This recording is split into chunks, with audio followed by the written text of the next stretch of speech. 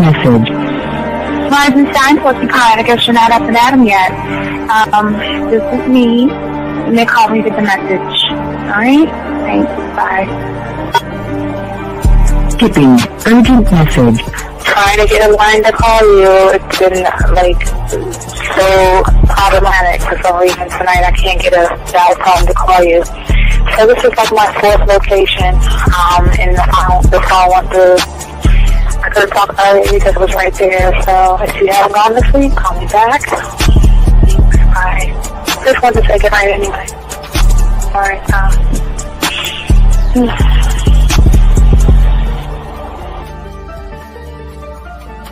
Urgent message. Hi. I hate that your phone keeps rejecting me. You must have a really bad connection. Anyway, I don't know. It's 11:42. It's not even late. So if you're not asleep, call me back. Right, bye.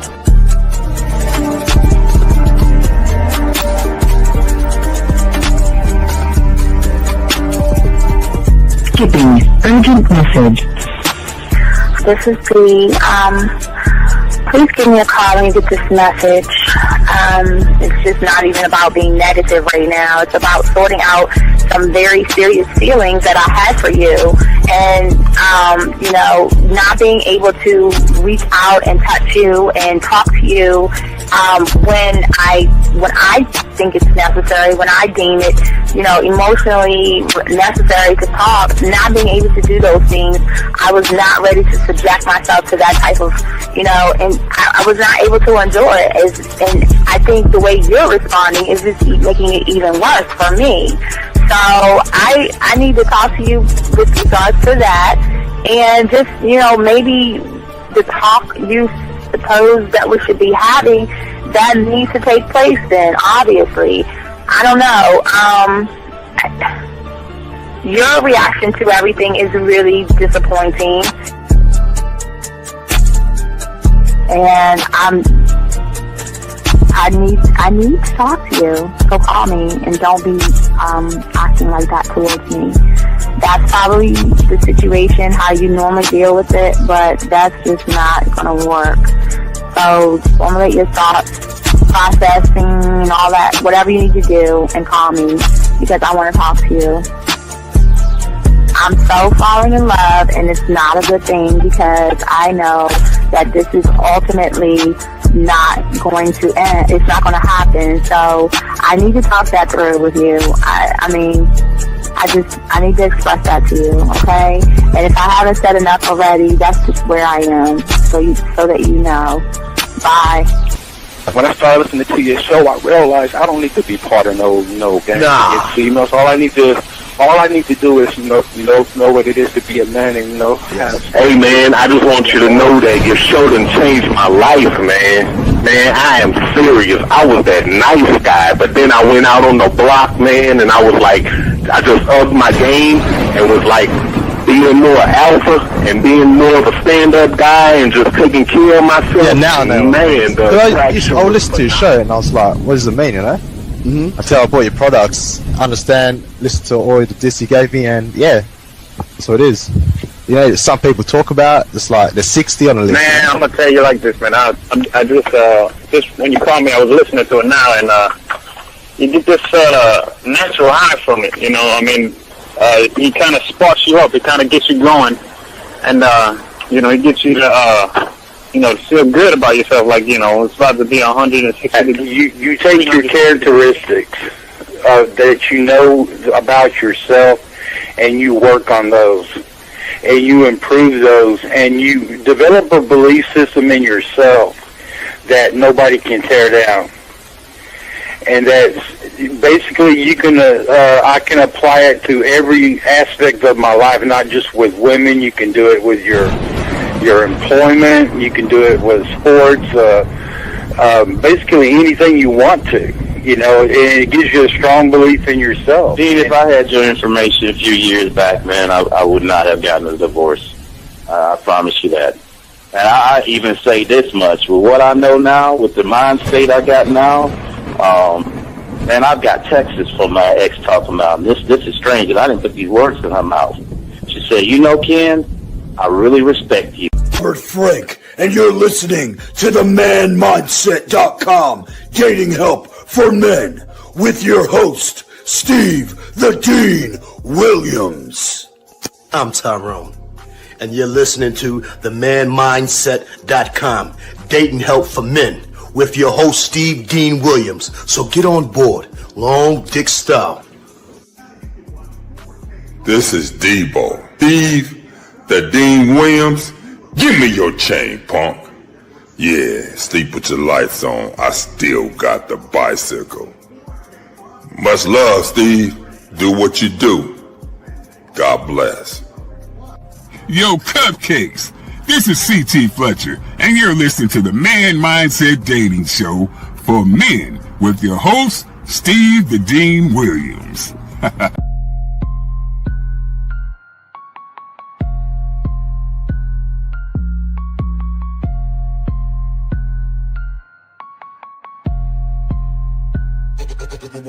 Hey, we keeping it real. Getting these women is really a skill. It's time to level up your appeal. Teach you the game, it's all right here. Next level concept.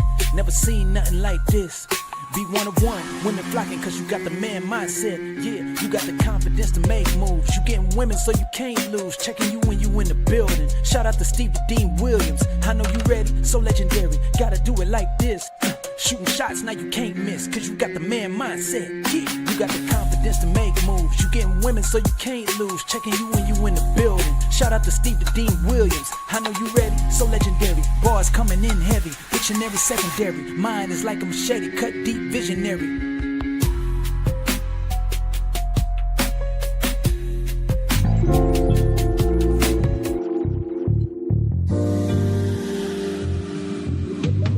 I love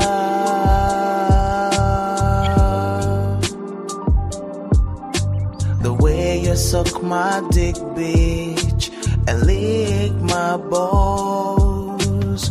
I know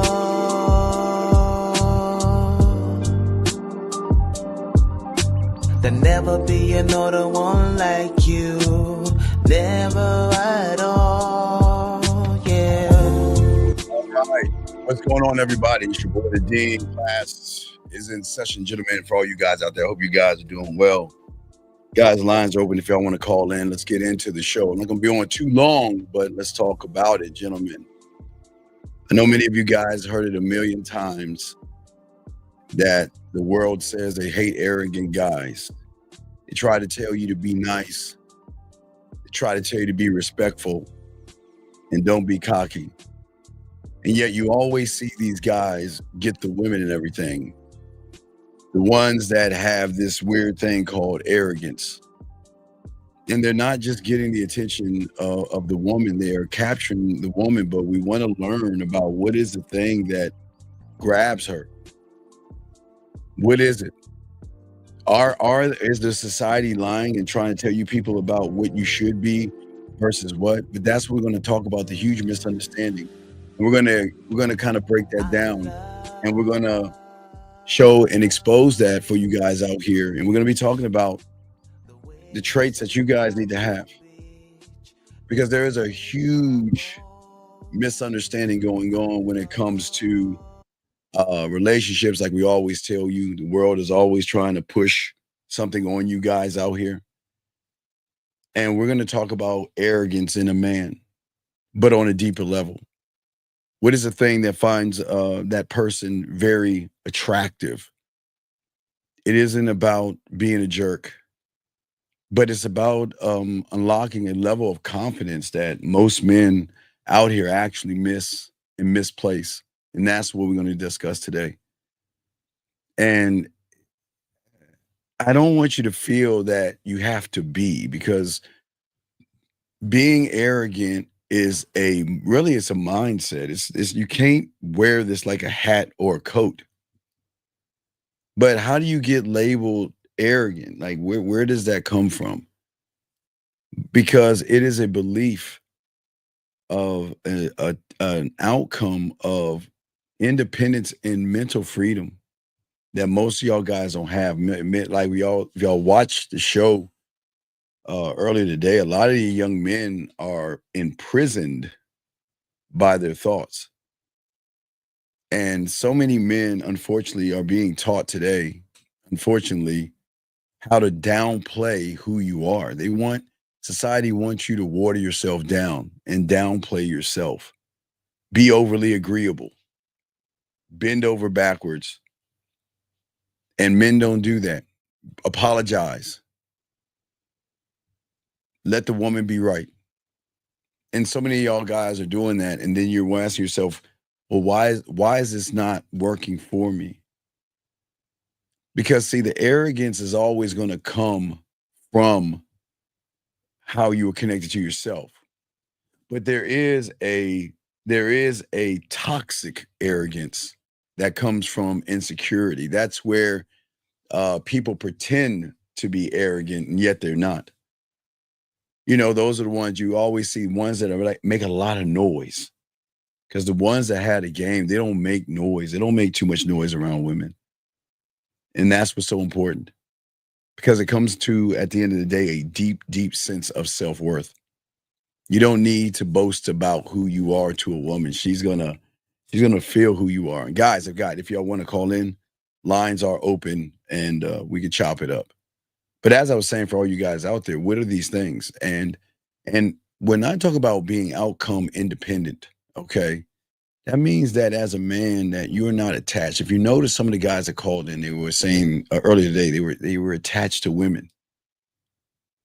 They don't know how to express themselves to themselves. So they make their intentions known all the time. But when you're that guy, you're not moving that way, gentlemen. It's okay for a woman to say yes, and it's okay for a woman to say no. That's never going to make or break me. But the lack of neediness for so many guys out there is pretty huge, especially when she starts to realize that you guys seek validation versus the one that's arrogant doesn't seek it at all. Thank you very much. I want to say thank you for the super chat, June. Appreciate that, guys. And again, if you have a question, please put a Q. Lines are open. Let me grab this call real quick. Area code 561, sir. What's your name and what's your question? Hey, Steve, my name is Lewis. I'm 26, by the way, and I live in Georgia. Okay, what's going on, buddy? How can I help you? Hey, so first of all, I want to tell you that you should be expecting a one-on-one coaching session with me because I have questions, but I really need to gather my question for you for that session. That's fine. What's going on, buddy? How can I help you, big guy? Well, for the sake of the show, so there's this chick whose number I got, but however, I could tell that she wasn't feeling me. Do you think? Well, wait 1 second, big guy, because everything is a teachable lesson in this. Okay, so we need to talk about what you said to her, because if you felt that she wasn't feeling you, we got to kind of see where it happened, because most people just look at the end result versus look at the things that happened. So can you tell us what you said to her? Can you walk us through the conversation? Well, I seen her. She was sitting by herself at the bar, and I said, "Hey, what made you come to this bar by yourself?" Okay, so right there. And she said, wait, one thing at a time. Why would you say that, buddy? I thought that was the only way to start a conversation with someone sitting by themselves. No, I'm asking seriously. I'm asking you, like, what was the play behind what you wanted to say, sir? It wasn't really a play. I just wanted to see how the conversation. Wait, excuse me 1 second. Hold on. Please don't block that person right there. Please don't block that person right there. Hold on, caller. Hold on. Wait, do not block that person. Jillian, do not delete and block that person. Big dog, I would suggest, hold on. Wait. Don't block him. Do not block him. How are you going to come in here? So now, hold on, caller. Give me a second. Caller. Good. Sir, I beg you. I'm going to beg you. The best thing you need to do is leave the room. Don't block them. Don't time them out. I'm sorry, you got them, but yeah, hey, big guy, I would truly, truly suggest that you leave the room right now and don't say anything else again. You don't want this smoke, man. Please, dog. Not today. I'm trying to. Sorry, hold on, big guy. I got you, my friend. Hold on 1 second. Do not come in here, please, and cause trouble, please. I am telling you right now. I'm saying, dog. You don't want this smoke, man. Come on, dude. Don't do this. So when he comes back, if he says something, hey, hold on a second. Yeah, he don't want this smoke, man. But I call, I'm sorry, man. But you know, the thing that bothers me about some of these guys here, you want to sit here and disrupt the classroom, man. Please, dude, don't be that way, okay, man? Because you don't want me to talk about what I see on your page, dog. So please, sir, just go away. Because I don't fight fair. Go away. Because babies are included too. So you best better go away, because I will talk shit about that raggedy kid of yours. So please, sir, don't disrespect this room. Okay, I'm sorry, sir. You got it, man. So, okay, so you asked her, why was she sitting alone? I asked her, like, what made her come out to sit by herself in Okay, this bar? so let me ask you a question. It's very important. Now that everybody listening, these are teachable moments for everybody listening. Always remember, everything you're going to do is going to be an approach or a bid that's going to put you towards a date or sexual tension. Okay. So what I'm asking you is that, what do you think what you said is going to place you at? I'm not sure. Okay, well, no. I want you to think. Okay. By what you said, do you think it's going to trigger something sexual in her, or do you think it's going to trigger something that says you're basic, bland, and boring? Which one do you think? Just think about what you said. What do you think? Probably the second one. What is the second one? Basic, bland, and boring. Okay. So you understand now. Now, please, I'm trying to help you here. It's not to knock you, but I just want you to understand. 100%. No, I just want you to understand why you have put yourself in the predicament. From the first moment you spoke to her, she doesn't want to hear a pickup line.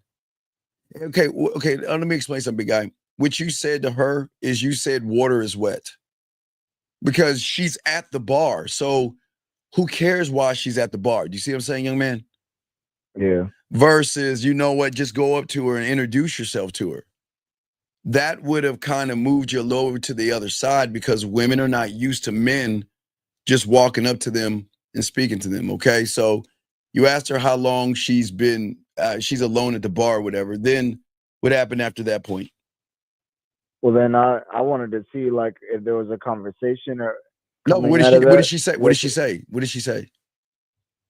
Oh, she said nothing. I just felt like coming out and treating myself, and I was like, and then, you know, after that, that's when I introduced myself into her. Okay, and then what? I pulled my hand out and I introduced myself. Okay, we exchanged names. Okay, and then I could tell, like, by her aura that she wasn't really feeling the converse like me or whatever. But then I still proceeded to say, listen, you know, whenever you feel like coming to get a drink with me, I'm gonna give you my number and text me back. And then I gave her my number, and then she ended up texting me back. But okay, wait. Okay, keyword. What did she text you? What did she text you? She just texted me her name. Okay, when she texted your name, what did you say? I didn't text her back because of the conversation we had. I could tell that she wasn't really into me. Okay, well, how do you know that she wasn't? Wait, big guy. How do you know? Can you read her mind? You know, because I've had a conversation with women who are okay. And I could tell my friend. This is very important. We can never compare one interaction with a woman to another interaction. Okay, we can't do that. Okay. And the moment you do that, that's why you. How can you? Okay. In order for you to compare a woman to another woman, okay, I want you to understand this. That means from conception, both women have to do the exact same thing at the exact same moment and not sway. That's the only way you can compare the two. So why would you compare the two women? Why would you compare her to somebody else? I don't know. I think it was just an instinct. Okay, no, and it doesn't. Okay, it's cool. We have instincts and things happen. So she just texted you her name, and what did you do once she texted you her name? I didn't text her back yet. Okay, but why is that? because of the interaction that I had. You know, it wasn't But really no, wait. like How long ago something was I this? could How long replace. ago was this? Maybe an hour or two ago. Okay. Now, what I want you to text her right now. Just text her for me real quick. Okay. Okay. All right. And what did she say she was at the bar for? Because she was She just felt like treating herself. All right. On a So Sunday. okay. So just let her know. Say this is the guy from the bar. Yeah. And she was asking about a treat, right? So I'm let me see how we can do this, because I want you to set the date up, but I don't want you to do it right now. So let me ask you this question. After you exchange information, did y'all talk at all at any point? A little, like nothing too much, because I could tell that she was like on her way out. Okay, but wait a second, wait. What did you talk about? You didn't tell me that. What did y'all talk about? I was talking about, like, she was asking me how long I've been in the city.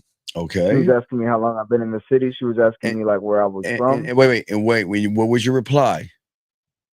I was just responding to her questions. Okay. And how old are you, big guy? 26. Okay, it's okay. It's all right. It's cool. But I want you to understand that when you reply to a woman's question, you're going towards the date and approaching, not sexual chemistry.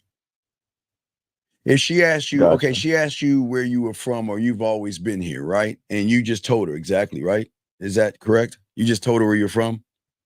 Not the city. I just told her I was from a big city, because I'm in a small town right now. Okay, you're in a small town, but you're from a big city. Okay. And what was the other question she asked you, man? What was it? The other question, what was the other question she asked you, buddy? I'm not. It was just where I was from, how long I've been there. Yeah, how long I've been here in the town we're in. Okay, well, when she asked you where you were from, instead of telling her, you could have moved towards, we could talk about that on our date. Yeah. And the fact, because again, remember, women are looking, okay, everybody is looking for experience, young man. You know what I mean? It's not just in the bedroom, but experience with someone's emotions and someone that can lead them. And if all you're doing is just answering questions, it's showing her that you have no depth and range. But you want it, you know what's going to be shocking to you? All of that I just said is not even the problem.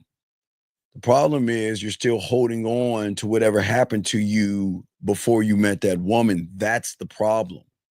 You're still holding on to that thing. Whatever that is, what happened to the woman before you met this one, you're still holding on to that. So why are you holding on to that still? I'm not sure. I never thought about that. Well, yeah, but you're 26 years old. I mean, it's just a thinking man's thing. Why did you hold on to it? Why do you think you held on to that? Why do you think that? So, I mean, I don't think I'm holding on to that, but I've had women. Well, no, sir. Like you already explained that you did, because you just explained what happened in your other relationship. You just compared the two, remember? Do you realize that? You just compared the two. So we cannot, we've got to look at the problem that happened before that has put you in a situation where you assume that, what did you want the woman to do? Like, what was your expectation of that woman? What did you want her to do to make you feel like she was interested in you? What was you looking for? So, like, in my past, usually when I talk to women, I can sense that, like, they have interest, like the way they look at me, No, we can't. Okay. All right. Okay. I understand your reality, but we've got to destroy that reality, because that reality is all wrong. Gotcha. Because just because a woman leans in, just because she's smiling, and just because she tilts her head, does not mean that there's interest. Because what'll shock you is some women can be aggressively or pull back, cross their arms, pull away. Would you assume that woman is attracted or not? I assume she wasn't. Right, if she crosses her arms and pulls back, right? Yeah. Well, that's the problem most of y'all have been taught, because I've smashed a lot of women who have done just that. I was not their type, but I became their type in the bedroom, but I wasn't their type. So the problem is that whoever you were listening to or whatever you came up with, you assume that because a woman likes you, if she leans in, if she pulls back, she doesn't. As a man, I don't care. Listen to what I'm saying, big guy. I just don't care, because I'm not going to assume what a woman does, because I don't want her to like me. I don't want her to like me. What I want that. I don't want her to be her friend, and I don't want her to be attracted to me. Now she'll be attracted to me and I'm lovable and shit, but I don't want that. I'm just giving her opportunity to get with me, but I don't care. So what's happening to you, big guy, is that you're concerned about how she's moving. And then what you did is you placed a judgment on the interaction. And then you took that judgment from the interaction and then you connected that to the last woman that you were with. And then you kind of tied all that together. And then she reaches out to you to show you, okay, now look, why will you miss it? If she wasn't interested, would she had reached out to you? I don't know. Oh, no. Think about it. Now, wait. No, it's okay. Sometimes things are really simple, but guy, it's okay. Action equals truth, right? Yeah. So if she wasn't interested in you, would she had left you her name or replied back to you? No. Right. But she replied back to you, yes? Yeah, she did. So doesn't that go against what you thought because remember, you looked at how she was moving versus how she was acting. See, we cannot watch how women move and assume that if they're smiley and kind, that they're interested, and if they standoffish, they're not. You can't do that because every woman moves differently. Some women show more interest. So we can't sit there and assume, number one, but that's cool.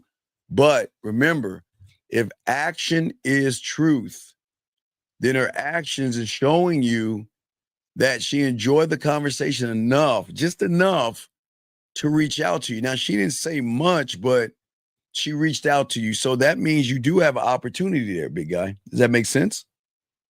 Yeah, 100%. So what I would just say, I would just reach out to her and say, Mrs. Celebration, hey, celebrating your night. Just say, I guess Mrs. or Miss, or hey, just, hey, I remember you. You were celebrating your night. Because she was celebrating her night, right? Did she ever tell you what she was celebrating? No, I even asked her that too. That's a crazy thing. And she never told you? No, she just said, I just felt like treating myself tonight. Okay. Well, all right. Well, if you felt like, okay, then let her know. If you felt like treating yourself, hey, I know you felt like treating yourself when we met each other. And just say this to her, allow me to treat you by accompanying me to go get some ice cream or something. That's it. Just send that to her, dog. Because what's important is we always want to lead the woman. It's the one thing you didn't do. So remember, right now, you're kind of on the dating side of the spectrum. You're on the dating side.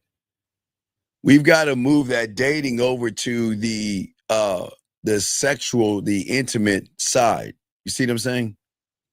Yeah.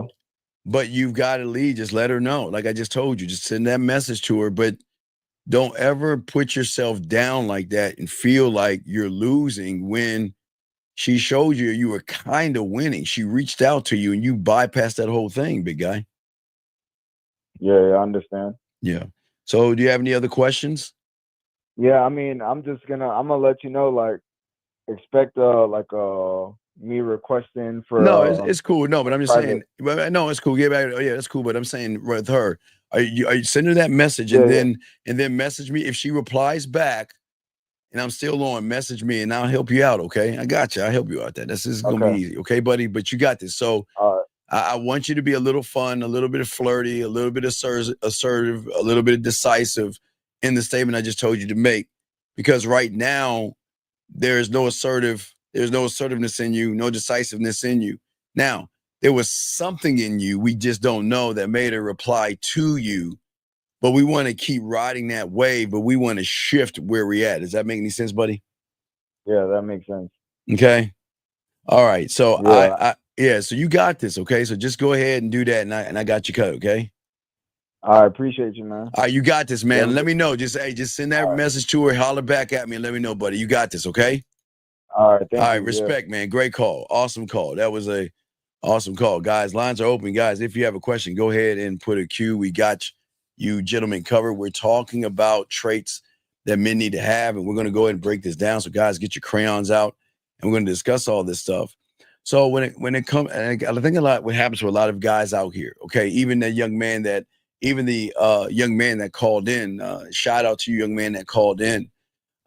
Most people just don't understand the beauty of being a man, and like I've always said, the world is always saying they hate arrogant. They cannot stand arrogant people, but arrogant men are the thing that draw women out, and arrogant people are the thing that change realities. And that's why it's okay to be arrogant. Okay. Because the thing is that women who don't believe in themselves sometimes, okay, listen to what I'm saying. Sometimes, all right, because let's be honest, we talked about this several times. Depending on what day of the week it is, they sometimes believe in themselves and sometimes they don't. That doesn't tear them down. That's just who women are. But what I'm saying to you guys out here that are listening is that a man has a self-belief all the time. That's going to be the change, gentlemen, that I'm saying to all you guys out there. Because the one true core trait that lies beneath the dominance, guys, beneath the leadership, beneath the attraction, and beneath the control that he has is this key element, and that is a belief in himself, not from the surface level at all, but I'm talking about at your core, gentlemen. That's what one thought, one mind, one way. An understanding of who you are, what you want, and what you deserve for you. I don't deserve anything from a woman because I don't ask anything of a woman. I allow a woman to come to me because she wants to come to me, but all I deserve and all you I deserve me and you deserve you. But none of us deserve a woman, and none of us should have an expectation of a woman. I just want to make sure that we understand that, because what I'm showing a lot of you guys out here is that these are the things that women call arrogant, because again, when women, now remember, you're talking about a woman who is truly insecure, okay? And that doesn't make her a bad person, but it can intimidate. An arrogant man can intimidate an insecure woman. But at the same time, the arrogant trait can also turn them on. And I'm talking about from their emotion, their primal level, because it creates uncertainty and not uncertainty, but certainty, excuse me, because those things are truly magnetic, because it's rare that women get to meet. Now, again, that young man, thank you, 70 likes, that young man that went to the bar, had he believed in himself, he wouldn't have said, I see you at the bar by yourself. But that's okay. But as we show you the game, I'm not doing that. I'm just going to excuse myself, introduce myself, let her know why I'm going over there, give her my monthly number, and I'm out. Now, again, with the bid, I can add some more flavor to it, but I'm the prize, and I'm going to move like the prize. As I say, for all you guys out there, you all are the prize. And we have to get this straight, okay? All right. So I want to make sure that for many of you guys, what you are right now is not a bad thing, okay? It's just what you think about yourself is a bad thing, okay? Because when it comes to sexual attraction, when it comes to connecting to her on an emotional level, that's going to influence her, okay? Unfortunately, the guys outside these doors, not you. I'm not talking about you guys. I'm talking about the ones outside the doors who aren't listening to this game right here. Not you, but them. They have a fatal flaw. They don't fully believe in their own value, and that is what's going to hurt most of these guys out there. Because most of their behaviors, gentlemen, are filtered through this mindset and this reality that they have, because they seek sex so bad, and it's okay to seek sex. It's that it really damages you, because you're not, again, when you're thinking about approaching, as I told you guys, we don't stop approaching. I'm telling you, got to stop approaching. Approaching is a very, very bad thing. It's because when you see a woman, you don't move, you think, and that's a bad thing. And your thinking is, will she like me? Am I good enough? Should I say this? And if I say that, is it going to offend her? I don't want to come off too arrogant. I don't want to seem like I'm an asshole. I don't want to come off too weird or desperate or creepy.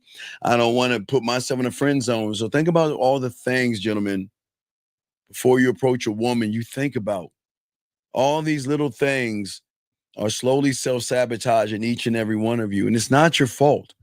But this is why we've got to stop approaching. I know in your world that is all you have been spoon-fed, approaching. But now we've got to move things up a notch. And we've got to stop using that word. That word should be null and void in your vocabulary. Because if you are approaching, you cannot show arrogance. You can't show dominance. You can't show that you're the guy, because you're running behind somebody by beating yourself up in the process. Am I good enough? Am I going to offend her? Is she going to like me? Is she going to give me a chance, right? But what I'm saying to you guys out here, I don't want you to, okay, gentlemen, I know what a lot of y'all guys are doing right now, and this is the problem. Y'all are editing yourselves.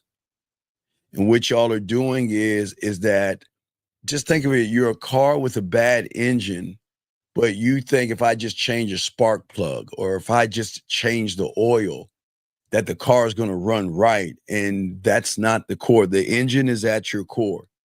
The engine has to be removed, gentlemen. It has to be removed. Because in order for you to get this arrogant and have this belief in yourself, you've got to take a moment and manage your perceptions. Okay, you've got to adapt to a brand new truth. And that brand new truth of changing your reality and changing your mindset and all this other stuff, you're no longer saying things, am I good enough? She gonna like me? She's so pretty. She's so sexy. Man, you know what? She looks like the kind of woman that will date a rich guy, and I can't compete with a rich guy. And somebody on YouTube said, if I do date that kind of woman, boom, boom, boom, boom, boom, boom, boom, right? We can't do that. We've got to lock in to our new reality and change our mindset by having more clarity on who we are. Let me grab this call real quick. We continue. 903, what's your name, sir, and what's your question? 903 going once. 903, wait, it froze. Wait a second. 903, are you there, sir? You there, 903? Yes, that me, 903. What's your name, sir? Can I help? What's your name? What's your question? My name BB Bill. Okay, goodbye. I can't talk to you. I don't have time to joke around. Anyway, as I was saying, for all you guys out here, we got to have clarity. And for all you young men out there to have this clarity, to have this and grow as men, it's very important to lock into who we are. And when you become one thought, one mind, but you cannot become that until you connect yourself to that. See, when you say this is who I am, and what this is what I want, and I'm not saying, when I say this is what I want, I'm saying me. I want me. We're too busy saying we want them. We look at them and we say we want them. and we can't move that way. And that's why we got to move to it. Sir, wait, hold on a second. Sir, I'm running a show, sir. What is your question, sir? I don't have time for jokes. What is your question, sir? What's up? I just met a girl for the first time, and I brought her home. I can't help you, buddy. I can't help you. Good luck. Bring her home. I can't help you. Anyway, as I was saying to y'all guys out here, what's so important for all you guys out here is that when is the last time you took a moment and said, this is what I want to yourself? And it's something that y'all don't ever do. And when you never put yourself first, how are you going to have a belief in yourself, gentlemen? All you guys out there, how are you going to believe in yourself? Okay? When you guys sit around and say, too busy saying, I want her. Okay? What I'm saying to you guys out here, that when you change your interpretation of who you are, it's not just this is who I am. I'm what I want. And if she does not fit into my world, I'm cool with it and I'm going to move on. That's what a woman needs to feel from you guys out here. Because as a man, I don't beg to be in a woman's space. I command presence. My belief in myself is a non-negotiable. I cannot negotiate it's a non-negotiable. I am always going to believe in myself, and you're going to have to do the same thing, gentlemen, if you want to do this. If you want to trigger the one thing that's going to change everything, if you want to trigger this one trait that makes you irresistible, you're going to have to create non-negotiables. And the two greatest non-negotiables is I love myself and I believe in me. Those are non-negotiables. We can't take those back. We can't take those back. Those are non-negotiables, guys, but we're too busy negotiating ourselves with women. A lot of you guys out there, we've got to stop treating women like they are above us. I'm not saying that we're being mean to women, but I've already explained to you, if you are one of one and you meet a woman who is sometimes happy, sometimes sad, sometimes up and sometimes down, sometimes smiling and sometimes crying, then why would you put her above you? You need to have her come up to you, okay? We are too busy saying that, because when you approach gentlemen, most of you guys, when you look at women, unfortunately, a lot of you guys say, well, if I play this perfectly, maybe she'll choose me. And if I say the right thing, maybe she'll give me a chance. For some reason, why would we put somebody on a pedestal who won't even put themselves on a pedestal? But y'all think about that for a second. How is it that you're putting on something that she doesn't even put herself on? Yeah, listen. Yes, she values herself. I'm not saying women don't value themselves, but they don't put themselves on a pedestal because they don't believe in themselves. Yes, they value themselves, but they don't believe in themselves enough to put themselves on a pedestal. As a man, I'm always on my throne. There's nothing wrong with a woman. They will value themselves. But because she won't put herself on the pedestal, it throws and ripples the algorithm and the reality when you're placing her on something that she has not earned or something that she doesn't even know. So every guy that she has ran into has placed her on a pedestal. And that is, again, that is like a fish out of water. She cannot operate and lead. The pedestal or the throne is leadership. She can't lead a man, but she leads guys. But she can't lead a man. But that's all she's used to, because most guys are placing these women above them. Your speech patterns, the way you look away from her, the way you stutter your words, the oohs, the ahs, the ohs, the ums, the silence, the looking around and looking away. They're telling her how pretty and beautiful she is just saying, please accept me from the throne in which I placed you on. But now when it comes to a man who has the belief in himself, he walks in already assuming that, hey, whose lucky night is it? And even if he doesn't have a lucky night, do you think he's going to stop thinking that way? Who's lucky? You know what? Who going to get some of this dick? And I know y'all think that's funny. Dead ass serious. If you don't walk into places talking about your dick, then there's a problem. It's a problem when you go to places, you talk more about pussy than your dick. I didn't say a dick, no diddy. I'm saying your dick. You know what I mean, guys. Walking into a place and looking at a woman and talking about her titties, her ass, her body, but you never ever walk into places saying, man, who's gonna get this diamond dick tonight? Who's gonna be lucky enough to get up on this dick? Gentlemen, it's two different switches in realities. Most of y'all walk in and y'all pedestalize, but those that have that arrogance and that self-belief, they come in on top of the throne. It's diamond dick time, man. Who's gonna get up on this dick? What's going on, ladies? It's a whole different vibe, gentlemen, when you think like that, gentlemen. It's a whole different vibe out there. Because you're not saying accept me. You're saying prove yourself to me. Whoa, wait. Whew. Damn, man, fuck. Sometimes it pushes my wig back, guys. You're not saying, come on, guys, when you think that way, it's a different mindset. You're not delusional when you think this way.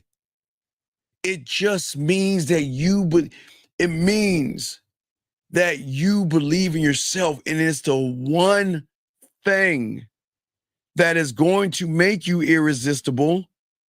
Because if the algorithm is only used to putting pussy on a pedestal, what happens when she meets somebody that isn't cocky? And of course, the mind. Now, I want to explain this before I continue. This is very important. Because she cannot accept and understand you, the mind is going to label you. You're not going to be nice. You're not going to be thoughtful, kind, caring, loving, and a good person while you end up in the friend zone. You're going to be, who the fuck do you think you are? You asshole. You jerk. You think you're God's gift to women? Gentlemen, that's what you want to do. That's where you want to be. You want to be him. It's not cocky. It's not conceited. It's not arrogant. It's just who you are. It's your birthright. Gentlemen, your birthright.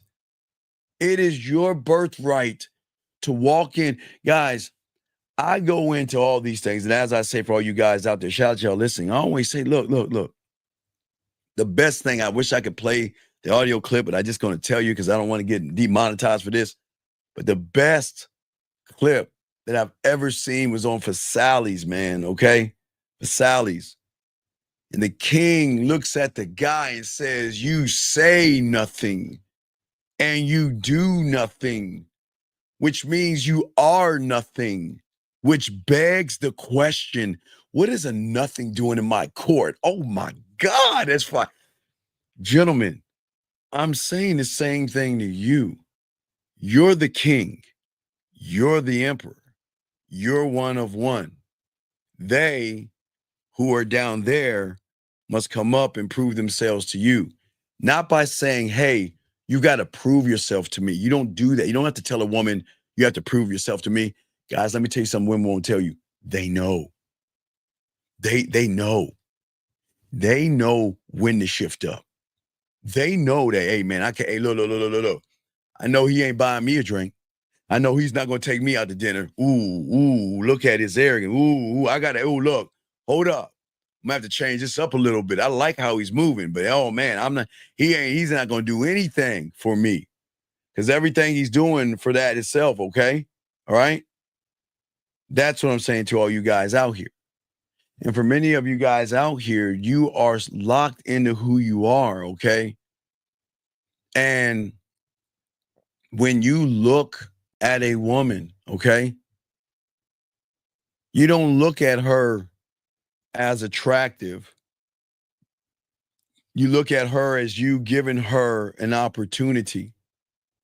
She hasn't met me yet, okay? Hey, guys, she doesn't know who I am. And man, she's gonna love me. She just doesn't know it yet. Y'all see that right there? Y'all see remember, gentlemen, I know that most of you can never see yourself saying that, but I promise you, as you learn the game, you're gonna be able to say that like that and not even think about it. Versus, oh my God, look at that pretty woman. Oh, she's pretty, she's beautiful. What am I gonna do? We're not doing that. See, the thing is that we want you to be irresistible, okay? Not clingy, all right? That's what I'm saying to you guys out here. And this is why it's important, because your belief in yourself, which is the most important thing, is always going to fill the space when words leave your mouth. You don't have to talk much. She can feel you, gentlemen. You see what I'm saying? She'll be able to feel you guys. And see, what I don't want you to do, I want you guys to stop reacting and start moving like men. One thought, one mind, one way. Because see, most guys, unfortunately, outside the room, not you guys out here, not you guys. See, here's the best thing about you guys, and those are going to be listeners later on. This is going to give you all the advantage over them outside of these rooms. Because the guys outside of these rooms, not you, they don't trust their value. And because they don't trust who they are, like a woman doesn't trust who she is sometimes, right? Just like a woman can be reactive to certain things. Well, maybe everything, right? See, a woman is not anchored into herself. So again, like I say, because she's up and down, some women are going to reply and respond differently. And that's where a lot of you guys get this thing called an attitude. An attitude is a frustration from a woman that feels that she deserves something more than what she is actually getting. And here's the thing, her attitude isn't the problem. The problem is when her attitude comes around and you can't check that shit and you still be around her and stuff, that's where the problem comes at for most of you guys out here. What I'm saying to you guys out here, I not only want her to second guess you, I wanted to fourth guess you and 10th guess you, because when she feels a man that believes in himself, what's the playbook, gentlemen? Please understand, this is the advantage that all of you are going to have. Tell me, think about it. What if she knows the playbook from the guys who don't have the belief in themselves? What's the playbook to the man that she meets? What's the playbook when she meets you?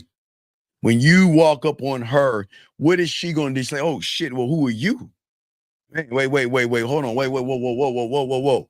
Huh. What's she going to do this with her files? Wait, yeah. There ain't no playbook. There's no playbook on you gentlemen out here. And see, as a man, one thought, one mind, one way, okay? We are not tied into the outcomes, okay? We're not tied into the outcome. We are the outcome.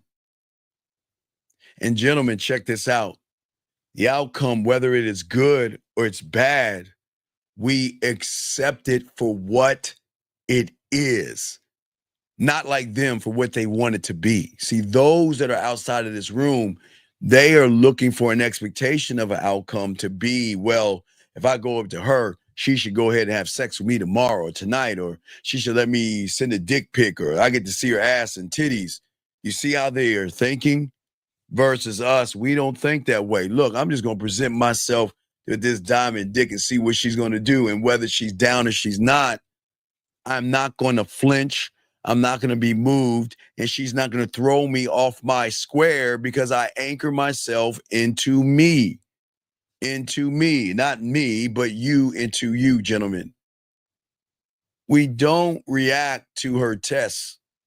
We see through them. And what are the tests? Listen, I've always been telling y'all since the 90s, there's a thing that women will do is called bite the gold to see if you're fool's gold or the real deal. But we don't react to her tests. Hey, I'm going out on a date with somebody, or I'm talking to this guy. I'm going out with this guy. All right, hey, have a good time. Versus, why? See what I'm saying? We don't do that. Guys got a question, please put a queue. Lines are open. But what I'm saying is that as a man, you don't argue when you're challenged. You smile at that stuff. You don't beg for validation, gentlemen. You radiate certainty. And when you radiate that certainty, because that belief that you have in yourself, you change the game up, gentlemen.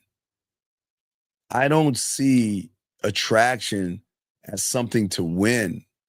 Because if that's the case, I'm a winner because I'm attracted to me. I win. You win. See, guys, there's so many layers to this. Think of what I just said to you guys. I was kind of talking about me, but I'm talking about you as well. Think about that. Attraction should never be seen as something won, because if attraction is something that you have to win, when you get this game, you're already a winner because you are attracted to yourself. And women are not used to running into men who are attractive to themselves. That's why they become attracted to you. Remember, a woman is only going to love a man that loves himself. We put our feelings in our pocket. They have to earn who we are. And we're not going down to what they are, but we are winners. And this is why we're different, okay? Because it's something that flows where she can recognize in us that things that she can't even see in herself. And see, the thing is, because of so many of you guys out here, because of the lack of belief, you hope that she chooses you. No, I pick. You don't choose me, I pick. Okay? Where everybody else is saying, please notice me. Don't leave me. Please give me a chance and like me. And even if that individual wins that woman's attention, he lost something greater, and that's her respect. Gentlemen, respect is everything. And if you listen, I would rather take nothing than take somebody's attention and lose their respect. That's death. That's death. And so many of your friends, think about that. How many of your friends right now are going through bad relationships? You want to know why? Because they accepted the attraction that came along with the disrespect. And because they wanted that pussy so bad, or that relationship so bad, they let that poison come in. And that's what I'm saying. That's where the problem comes in at. Because when you guys change who you are and all this other stuff, you do this weird thing, and that is setting the tone.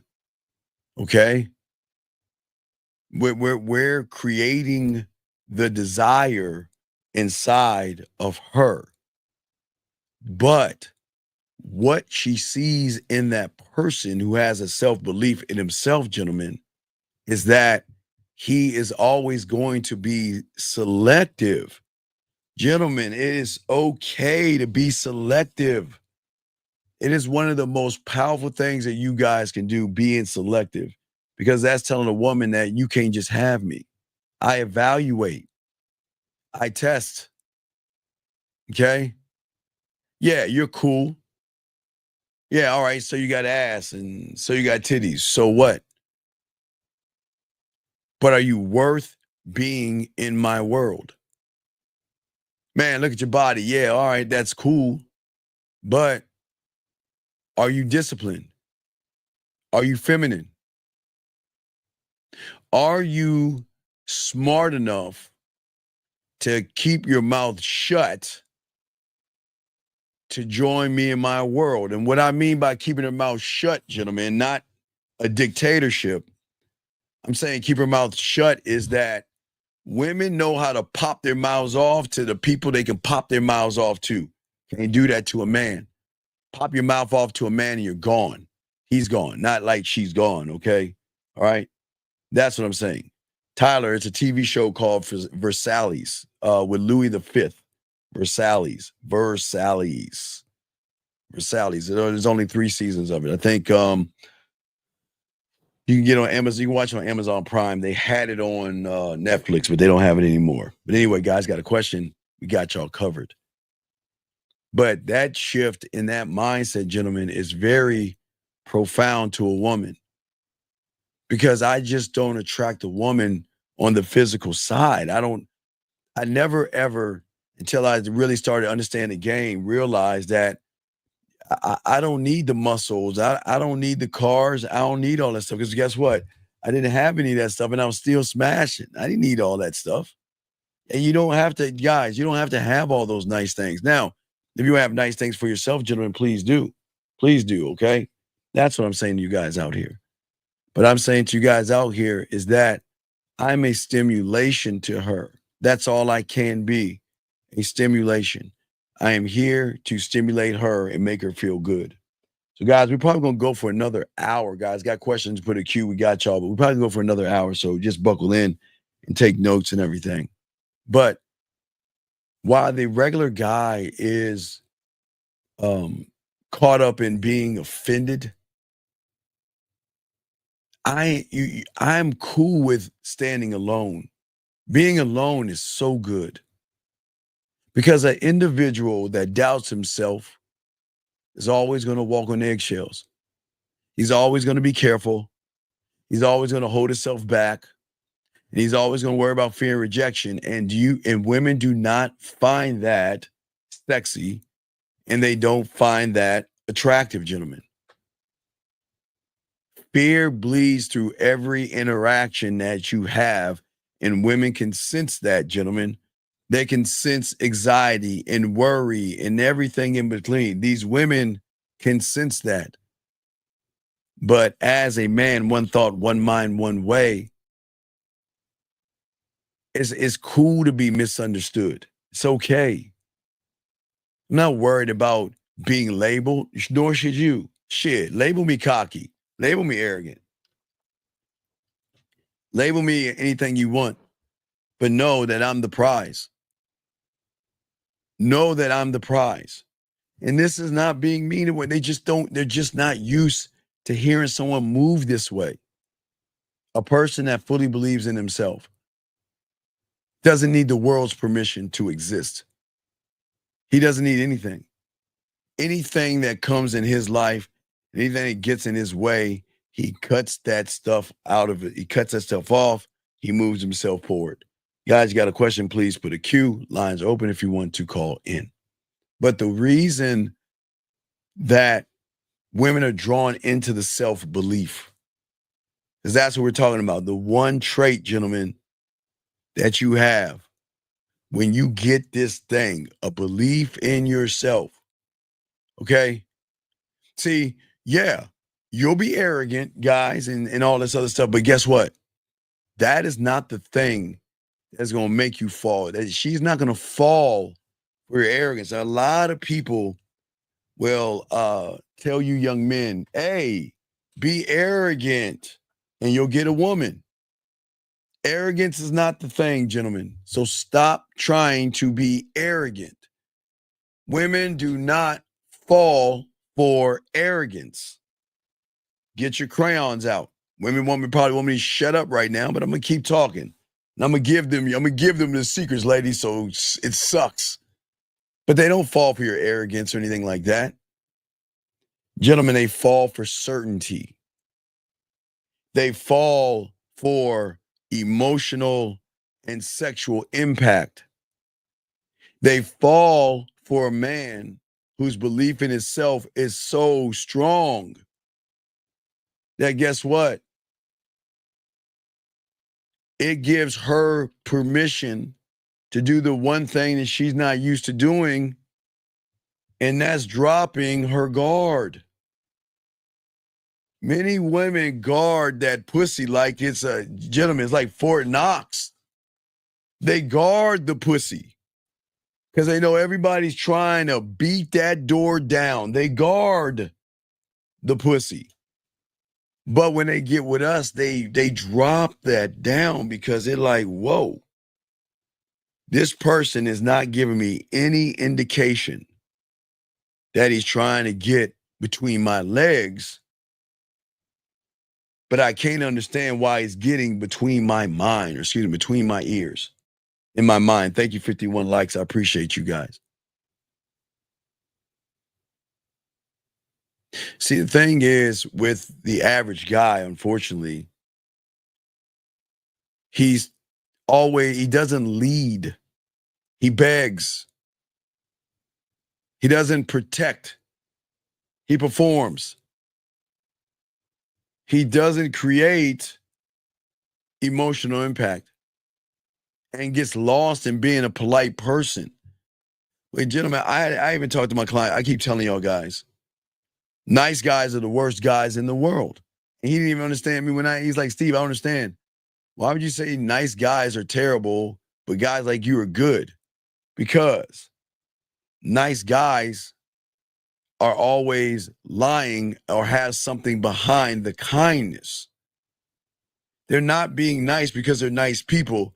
They're nice because they want something from that woman, that ass. Versus a man, he's not nice. He's respectable because you want to treat people the way you want to be treated, but we're cool with it because we're not looking for anything behind all that. Because what we do is, again, we bring clarity, gentlemen. And she doesn't know that she needs me. She doesn't know that yet. And it's okay, gentlemen. It is okay for you guys to say that. It's okay. She doesn't know it yet. That is okay. Because she knows that the average guy doesn't believe in himself. We know that the average woman doesn't believe in herself. It's just how it is. And because the regular guy doesn't believe in himself, he will always build a reality around that false belief that he's having. And when a woman comes into his world, she doesn't feel safe. There's no safety in that, gentleman. You don't have to be a jerk. You just have to move something in her mind. You always used to say mountains in her mind. You got to be able to move things here between her ears. And it shocks women. You know, it's funny. I tell another client that was laughing. I say, listen, I mean, think about it. How can a woman leave us? Think about this. You know how, like the car said, you know how hard it is to leave us? You know how hard it is for a woman to leave a real man? It's easy for her to leave an average guy because she knows he lies, the manipulation, the deception. But how do you leave somebody that doesn't argue with you? How do you leave somebody that gives you free will to do whatever you want to do? How do you leave that person? Not to say they don't leave. They will go. Some will go. Some will come back. Some will go. Some will go away and then come back later on. But regardless of what they're doing, it's processing. Like he's never lied to me. From the first moment I met him, he's always been what? Honest with me. He's always kept it a buck and everything. We don't fight. We don't argue. He doesn't raise his voice. He's not insecure. He's not needy. He's not begging, da-da-da-da-da-da. Why am I leaving this situation to go into a situation where there's going to be arguing, disapproval, disrespect, yelling and screaming, and all that BS that these humans go through outside these doors? Period. See, when you get yourself down, you know who you are. You know what you have to offer a woman, but you never have to chip away at yourself, chop yourself down to be liked. Who wants to be liked by a woman? My God, that's death. That's death. He knows who he is and he knows what he has to offer. And it's not arrogance. It's mastery. It's who he is. Let me grab this call real quick. Excuse me. Area code 678. What's your name, sir? And what's your question? How can I help you? Hey, my name's Aaron, and I got a question about on how when you're dealing with a woman, like you're never argumentative. Never. You don't. You Never. don't. So, like, do you not? Sometimes women they'll like say something sly or like say something. No, they won't. Not to me. completely- Not to me. Hey, listen. Say something sly and see if you don't get checked by that. And say something sly again and see if I don't go. The end. She's gonna say something sly because she's gonna test you at least once, but you can get sly as you want, but I'm not messing with you. I'm not. Listen, you. I guess we got everything twisted. You think I'm running behind you? You should be proving yourself to me. And that sly conversation that you're having is telling me that you're not worthy of my world. Turn the speakers down in the background, please. How's this? All right, go ahead. What's up? So there is no like she even though it's like small like comments, it's you're checking that immediately. Wait, why wouldn't I check disrespect in my kingdom?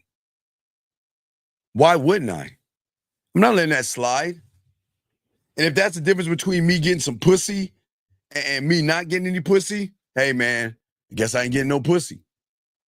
Because you gotta protect the kingdom. I'm a non-negotiable, man. I'm not gonna negotiate and fucking sell myself short for a piece of pussy. Now wait, if it's horizontal, man, I'm gonna trick all out. But if it's horizontal pussy, I'm done. But outside of horizontal pussy, I'm not doing that stuff. And is there a way that you communicate that, like without? What do you mean? What do you mean way to communicate? She's gonna feel it, buddy. She's gonna feel it. And so you just tell her straight up what it is, like, hey, nah, I ain't. I don't have to tell her what it is. I am what it is, dog. I'm not telling her what it is. I am what it is. I am what it is. I'm telling you, I don't play. Listen, I don't. Dog, I'm telling you guys, listen, you don't need to tell a woman, oh, you need to behave and you need to do this and you need to be that. I don't need to tell her that. She gonna know, hey, look, we all know who we can fuck with and who we need to leave alone. Do we not know that? Yes. Yes, guys. Like when you go to a bar or some person and you're okay, there's some people that you can recognize, I might need to leave that motherfucker alone. Like for us, it was the quiet kid. You never wanted to fuck with the quiet kid. They were the real crazy motherfuckers, but not the loud people. The loud people just were loud, but the quiet ones, you gotta watch the quiet ones. But if you can recognize the kind of guy that you can either bully versus the kind of guy you might want to leave alone, right? You don't think women can't recognize that same thing? Well, I mean, it makes sense. Well, I try to make sense sometimes. It makes sense. Let's see. What else you got, brother? What's up? So basically, I'm catching sly comments and things. No. You're not catching anything. She's just telling you what she sees you as. You don't believe in yourself. I don't understand. What is, give me a sly comment. What is that even like? Yeah. And I've been on this planet longer than you, and what is a sly comment? Give me an example, please. I'm dead serious. Okay. Yeah. Okay, so I'm talking to this woman, and I asked her to like send me a video of like this performance that she was saying she was telling me about this performance she was doing. And I was like, okay, send me a video. And she had said something like, don't get your hopes up, or don't be too excited, like don't, some shit like that. You understand the premise. And what did you do? As if I was kind of shocked. I was what you mean? Wait, but I didn't check it. And I mean, what do you mean shocked? Wait. What do you mean shocked and offended? I don't understand. This is what okay. I keep telling y'all, when you're one of one, you're going to move like the ultimate computer. You think a computer gets shocked? No. He just performs the task that needs to be performed. Yes? Yes? Yes. Without emotion. So what is all this shock stuff? What does that even mean? Where are you coming at with the shock stuff? I mean, what were you so shocked about? Like the response, like it was what? It was not. It was. It wasn't. Wait. Like, it wasn't what you expected? It was. It wasn't even that. It was. It was just like. What do you mean by that? Like. What do you mean? What do you mean by that? What are you talking about? Because if I ask you to do something and then she's like, "Don't get your hopes up," type, I'm like, wait, why the fuck would my hopes be up? So then why are you even talking to someone like that?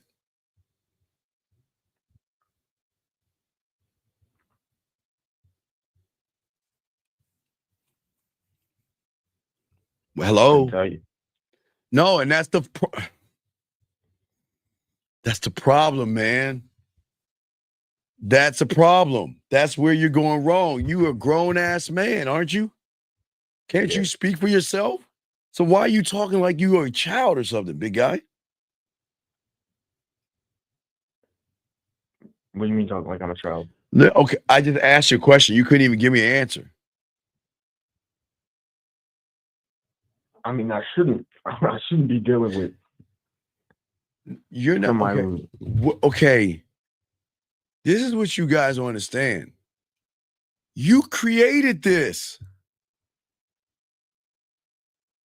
Who are you? Okay, let me ask you a question. Who are you? Who do you think you are? Who are you?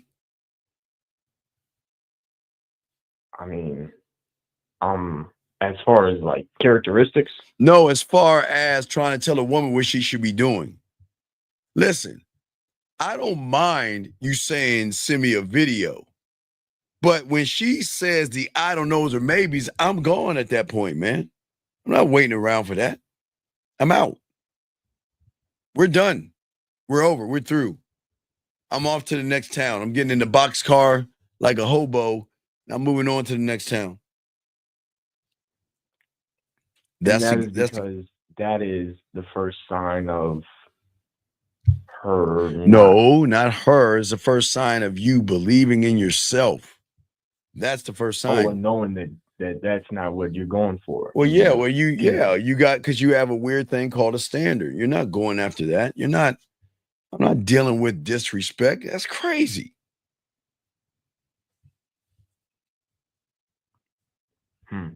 Yeah, I mean, I guess so. As soon as you recognize that, it's just nipped. It's off. When I recognize it, it's nipped. You know, it's nipped in the bud.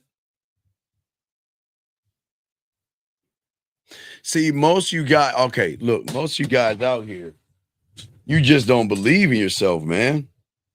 That's why you're always going to have trouble, because women don't like people that are not standing on anything. You're not standing on anything, big guy.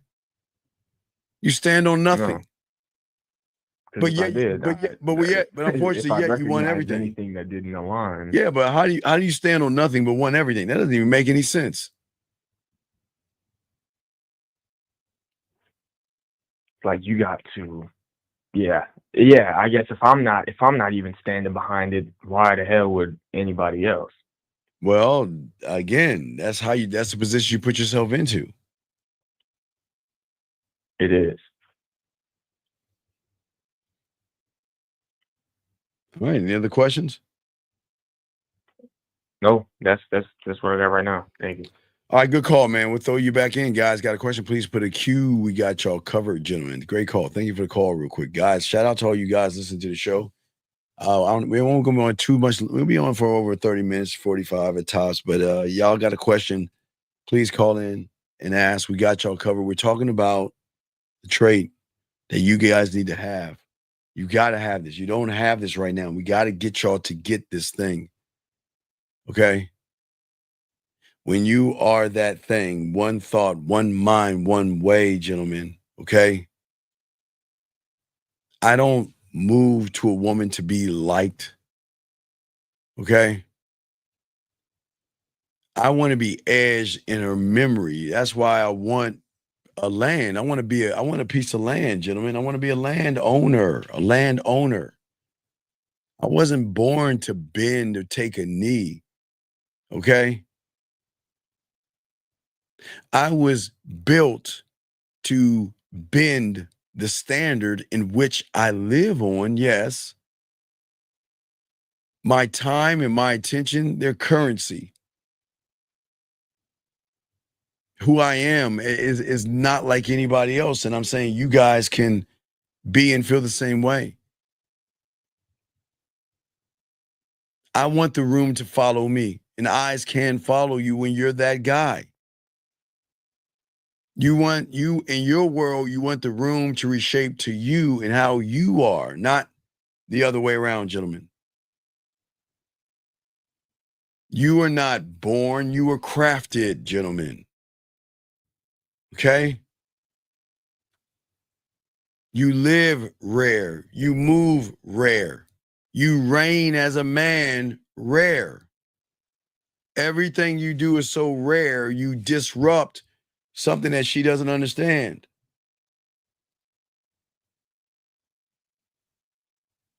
You've got to let them rise to meet you, gentlemen. Rise to meet you. We are never going down to them. We've got to stop putting them on pedestals. Stop putting yourself down to bring her up. And guess what? You don't have to put her down. She's going to feel down when she feels you walking away from her. You don't have to put her down. Gentlemen, think about this. You don't have to put them down. They're going to feel down when you let their asses go. You want to know why? Because they have never met a man like you before in their lives.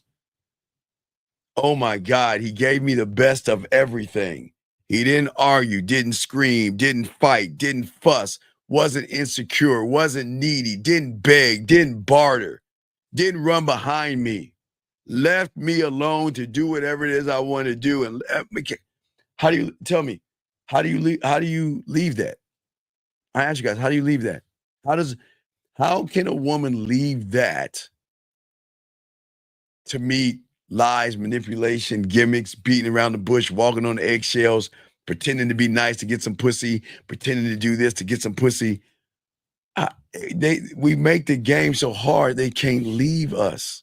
But in order for that to happen, it is all you guys out here that has to take a moment to start to create the new reality. Okay, let me show y'all something. Here's where the mind messes you up. You guys are trying to build from where you stand on right now, and that's the fucking problem. You can't build the weight of you in the world that you're in. And I know it's crazy, but I know where you're at is comfort. But you can't build in this world that you're in. You must destroy that world. You must destroy it and create a brand new reality. The software update that you've got to get should begin the process of telling your nervous system that we don't live in her world. They work to get into ours. You never go down. Now, guys, in the bedroom, yeah, I'm not talking about that, but you never go down to a woman. But why do y'all do that to yourselves? Why do you go down to a woman versus make her bring her ass up to you? That's what we're talking about.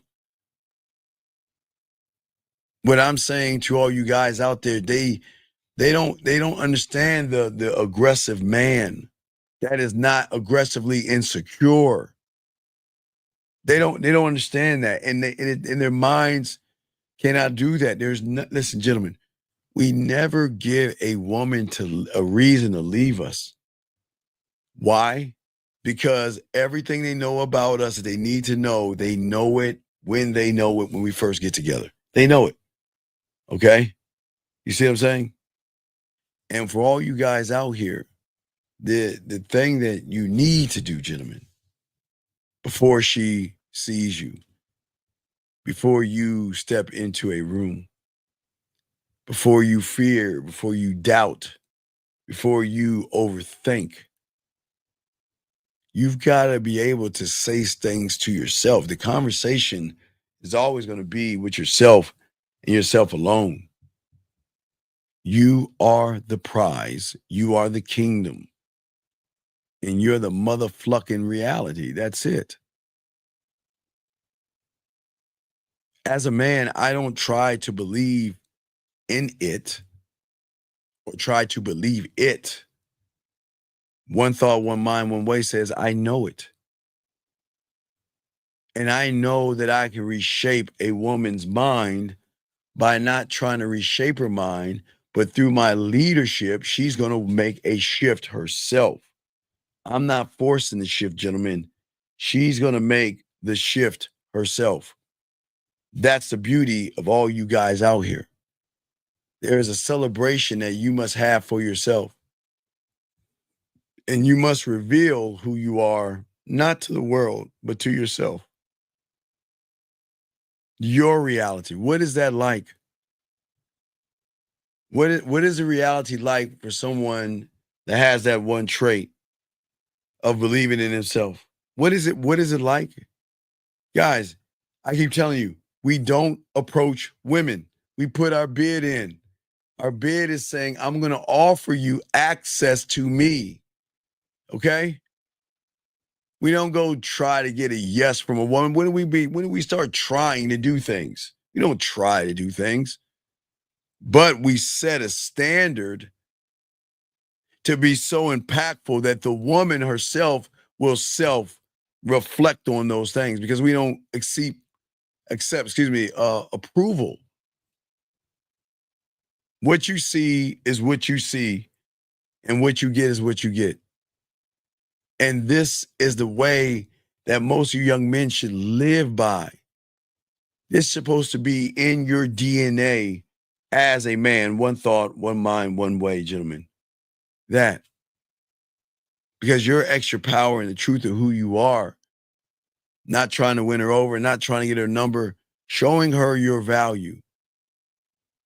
People are going to say, wait a second, that's not the right thing to do. Oh, it is the right thing to do. You've already won because you're a winner. So stop chasing women like they're the prize. The moment you stop diluting who you are, stop trying to please women, will be the moment you start to realize that you are the fixed point. You are the level that is already up. You are the gravity and you are the kingdom, gentlemen. That's the beautiful thing about the game, guys. And guys, if you have a question, please put a Q. Won't be on too much longer, but guys, if you got a question, go ahead and ask. We got you covered. Lines are open. But this is something most men are not hearing nowadays. Y'all see the people doing nowadays. They're just moving differently. What I'm saying to all you guys out here is that I want you, not her, to cleanse your mind of the weak thoughts that you have and strip away the validation that you feel that you need. Get rid of the mental noise that is holding you down. Fire the self-doubt that's stopping you from growing and getting women to want to be with you. Remember that caller that called in? He didn't believe in himself. He was not centered. He wasn't one thought, one mind, one way. So he thought the woman was special. I want you to fortify your reality, gentlemen. I want you to be centered in who you are. And I want you to be resistant to anyone that comes in. Hey, guys, I know some of y'all guys like ass, and I know some of you guys like titties, but we've got to learn how to like ourselves that much more. That's what we're talking about. We need you to learn how to lock in to who you are. Because the world and women are not going to wait for you to get your life together. I'm telling you right now. The world and women are not going to wait for you, gentlemen. I'm going to bring this call in area code 610. What's your name and what's your question, sir? What's up? Sorry, delay. 6. All right, here we go. 610. You there, sir? 610. I'm sorry. You there, sir? Yeah, I'm here. Shaw 24. What's going on, brother? How can I help you? Yeah, you said the belief versus the non-belief. Yes. Is it the belief of fear? Yes. The belief of worry? Yes. The belief of rejection? Yes. The belief that women is better than me? Yes.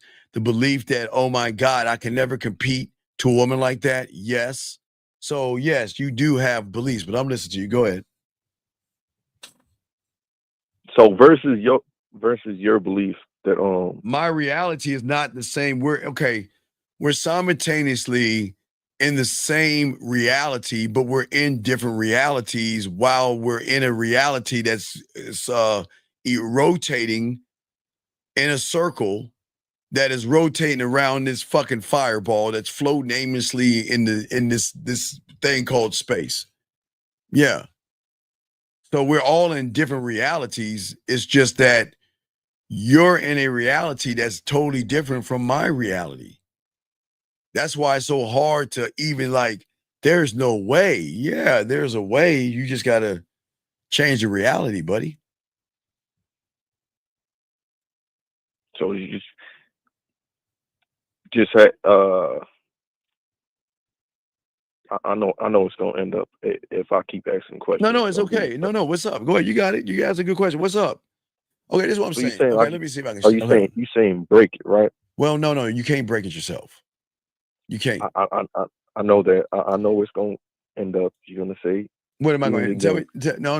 Well, I'm not going to tell you. No, you should already know. Be a student of the game. I shouldn't have to tell you that. I shouldn't have to tell you that. I'm just saying that the number one reason why it is so hard to break habits, why it's so hard to change who you are, is because the world or your reality that you live in right now is something that you carry on throughout your whole life. The thing that you created is safety. It's a place of safety, and you're safe and you feel good. But these are prisons. Your people think, again, this is why I always say about the third pig. You guys think that because you built or have a comfort zone that you're free. You're like so you're like a prisoner that gets to get out of the jail cell, but you're still stuck in the prison. You see what I'm saying? The mind tricks you to make you think that you're free, but you're only as free as the walls that stop you from going past that point. You're not free. You're like see, even a fish in a bowl thinks he's free, but his limitation is based off of the bowl or the square, the rectangle or the round bowl. Do you see what I'm saying? So what you're saying is that when I'm trying to go past that fear, that's when I realize you can't go past what you don't know because there's no fear. Okay. If you just take the word fear out and put Santa Claus in, it is the same exact thing. I know. Listen, I'm the only one on YouTube telling you this. It's the same exact thing. Why am I telling you it's the same exact thing? Because I made it up.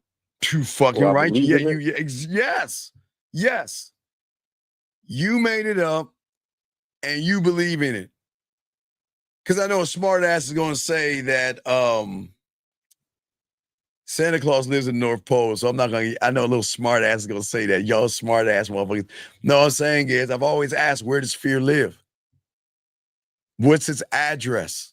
What apartment does he live in? Does he live in a house? Does he live in an apartment? Where does he live? What city? What's the street? And he doesn't exist.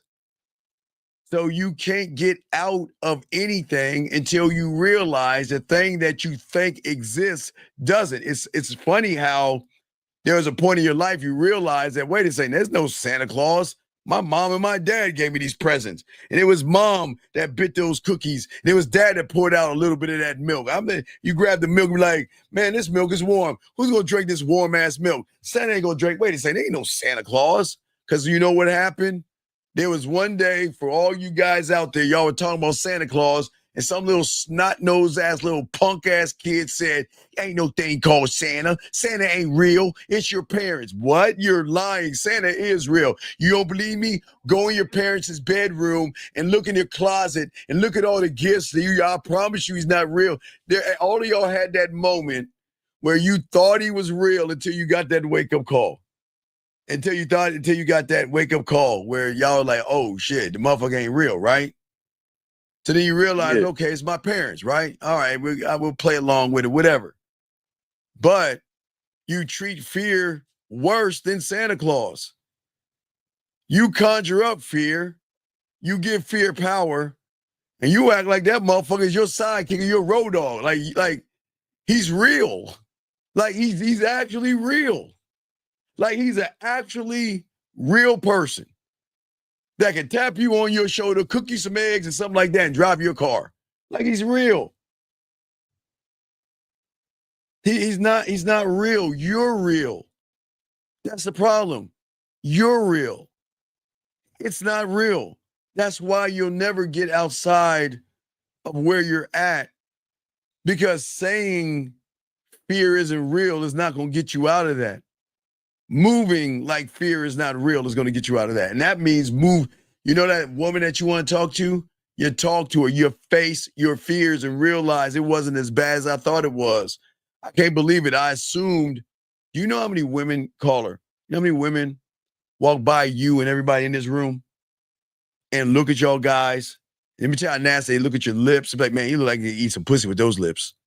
Man, look at his skin. Look at his package. Look how he walks. Man, I'd love for him to tear this pussy up. Come on, say something to me. Say something to me. Say something. Oh, fuck, he didn't say nothing to me. God damn it. Oh, well, on to the next.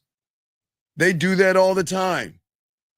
They're not going to just roll up on you. They're gonna look at you and say, okay, I could probably mess with him. Say something. Come on. I'm getting close to you. Getting closer, getting closer, getting closer. Oh, walk past. Oh, man, he ain't say anything. He didn't say anything, okay? You see what I'm saying? I'm saying at the end of the day that I'm saying to you guys, we have to get out of the place that we feel comfortable in. Comfort is going to create fear. Does that make sense, caller? So comfort creates fear. No, comfort creates fear. Because if you're comfortable, like the third pig, then you're going to stay in the known, which is the prison in your, like the third pig. See, they don't teach you that. I keep telling y'all look at the fairy tales, it's game and everything. The third pig was not saving himself from the wolf. He was really imprisoning himself. No, that wolf could have said, man, I'll smoke that motherfucker out. But look.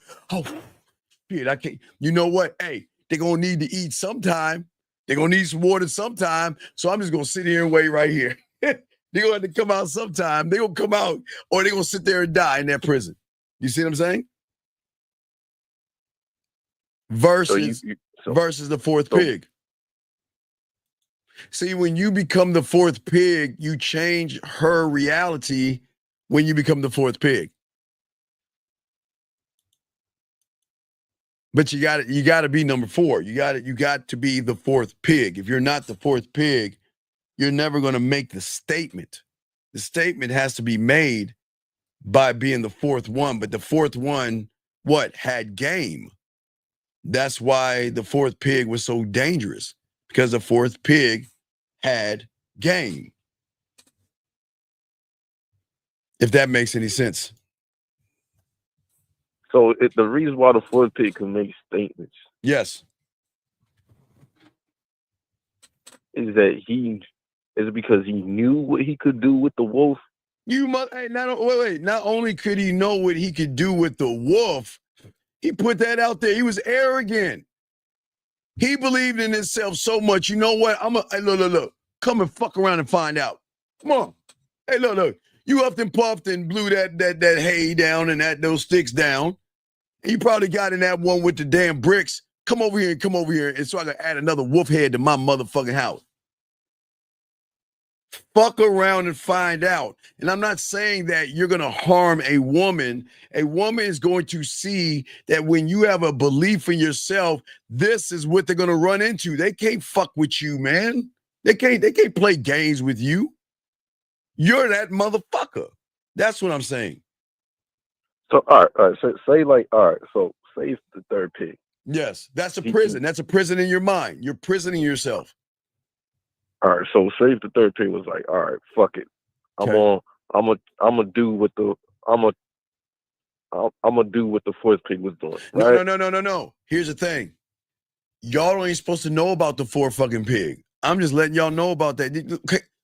Remember, things about secret societies and things about the information, y'all are not supposed to know about all this stuff. You're supposed to believe in all the fairy tales about, say your prayers, eat your vegetables and all the other stuff, and everything's going to go work out right for you. Be good and kind to people and everything's going to work out right for you. Put everybody in front of you, let them walk all over you, mistreat you, dog you out, and your life is going to be fine. Now, there are places in dark corners that say, fuck them, it's about you. And when you are like that, you're gonna demand respect. You're not going to hurt people or harm people. You're not that person. It's just that when you are in a different reality, remember, there are different realities out here. We're not in the same exact reality. It just feels the same. Because everything, we're in a reality called Earth. Okay, Earth is a reality, right? So we all are going to see the exact same things. But our reality between our ears is totally different. Even though we see the same things, we don't see the same things, if that makes any sense. So what you see, so basically what you see. No. You got to stop seeing. Okay, all right. So my mentor showed me a long time ago, because I'm from the 1900s. So there used to be a cartoon called the Thundercats that came out in the 80s, okay? Came out in the 80s. You have you ever heard of Thundercats? Yeah. Thundercats are on the move. Thundercats are loose. Did you hear the magic? Feel the roar. Thundercats are loose. Thunder. Motherfucker, I knew this song. I was like, God damn it, we love Thundercats as kids. Fuck you. I'm just telling you. Don't judge me. I love the Thundercats, man. Shit. But the thing about Thundercats, and the thing about He-Man, is that they were teaching you game. But you couldn't see, to the average guy, they saw a cartoon. But as a student of the game, the world talks to you in a different way. Okay, all right. Have you ever seen any Blade movies? Yeah. Okay. So remember, I think in the last Blade with the two, Jessica Biel and all them in there were signs to let people know where the vampire club was. It was sprayed like it was like spray painted, but for those that could see it, they would know that it's there. It's like signs, like there are so many signs outside your door that you go past every day, but you don't know because those signs are not for you until you're privy to the information to see the sign, right? So the sign that I was saying, if you look at not Thunder the Barbarian, the Thundercats and He-Man were two different signs. Well, what did He-Man say? Fabulous secrets were known to me the day I pulled out my magical sword and said, by the power of Grayskull, He-Man, I have the power, right? And then Cringer became the mighty battle cat, right? That was He-Man teaching you something. But the Thundercats taught you that when Lion-O, now this I don't have the sword, but when Lion-O had this thing called the Sword of Omens and everything. So when Lion-O had the Sword of Omens, he would put the sword to his eyes and he would say, sword of omens, ready? Give me sight beyond sight. And for anybody out there that was young, they just thought it was some cool stuff to say. But when you get the game, that's why you should never look at things through your reality and your lens. You've got to go past the sight and past the reality and past your comfort zone, because it is your sight that destroys everything. Because when you see ass, you see titties, you then get scared. You believe in fear and all that other stuff. Does that make any sense? So don't stop at the S and T's. No, don't stop. I'm saying sight beyond sight. Yes, I see a woman. That's the sight. Yeah. Beyond sight is that I'm gonna go over there and grace her with this dick. Sight beyond sight, where you guys see the woman and you stay where you're at because she's so beautiful, she's so sexy, she's so gorgeous, she's so attractive. I don't know what I'm gonna do. Is she gonna turn me down? Is she gonna give me a chance? Where I'm trying to teach you to go beyond what you see right now. You got this sight beyond sight is going into the discomfort or the unknowing. In order to be the student of the game, you have to go beyond what you see right now. And what you see right now is why you're not actually evolving and growing, if that makes any sense. You can't evolve when you're looking at the world through your eyes. You can't, because you're seeing everything outside of you. Sight beyond sight, that's where I talk about understanding of understanding, desiring without desiring. There are so many levels to this thing. It's not just a woman. Let me just go up to her. It doesn't work that way, buddy.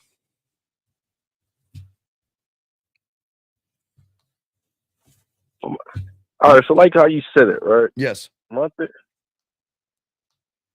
thing is like, what is your thing? Your thing is what? What's the difference? All right, because I hear it, but what is the thing that make it click to where you see it and you change? Because I see me. That's all I look at is me. Me. Because you see you. Yeah, I see me. I don't see seeing you meaning like you see what you could do, or you see that. No. I know what I can do. I don't need to see what I can do because I created what I can do. I'm just giving an opportunity to get on this thing that I can know what I'm doing. Letting you get up on this dick.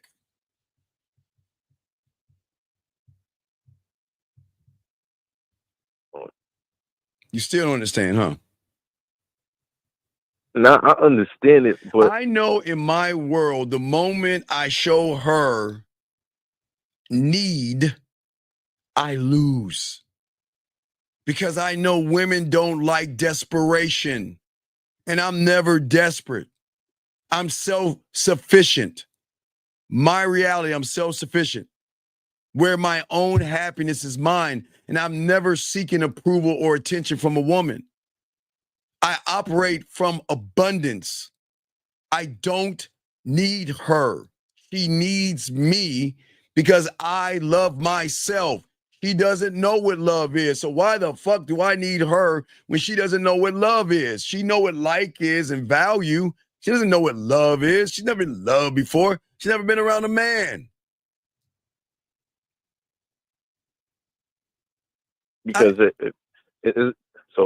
because if you started to need something outside of you, all I need is me. All I need is me.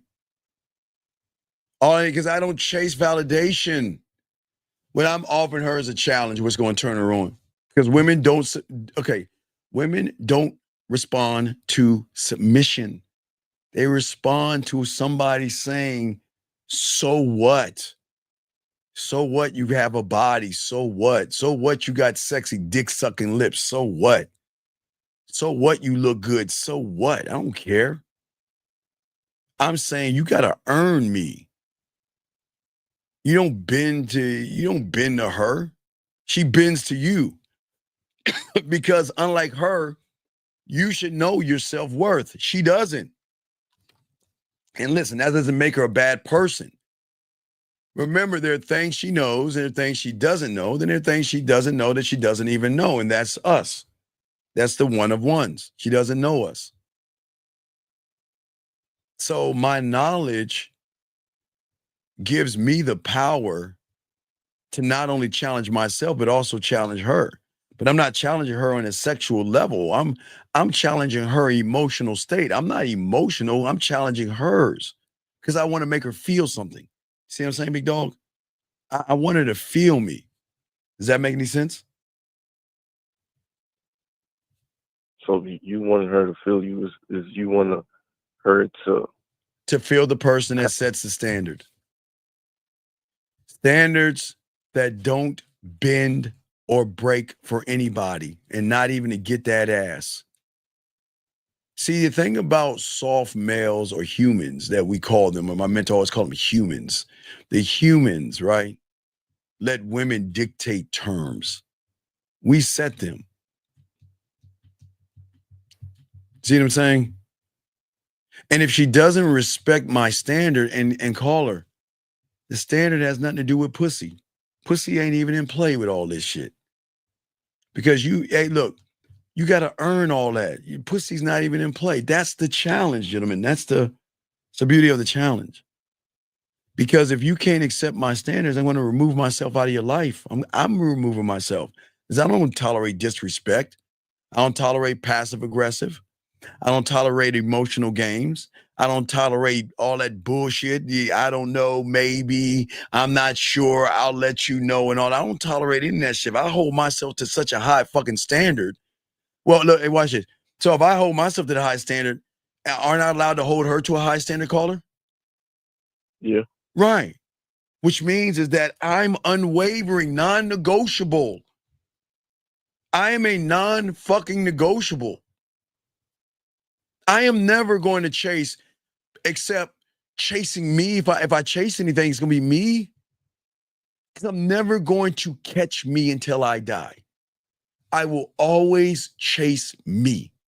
I'll never catch me until the day I die. And that's how you're supposed to be. I'm too busy chasing after me. I'm aware of who I am and what I want and what I'm moving towards. And that's me. Me. You keep on saying me.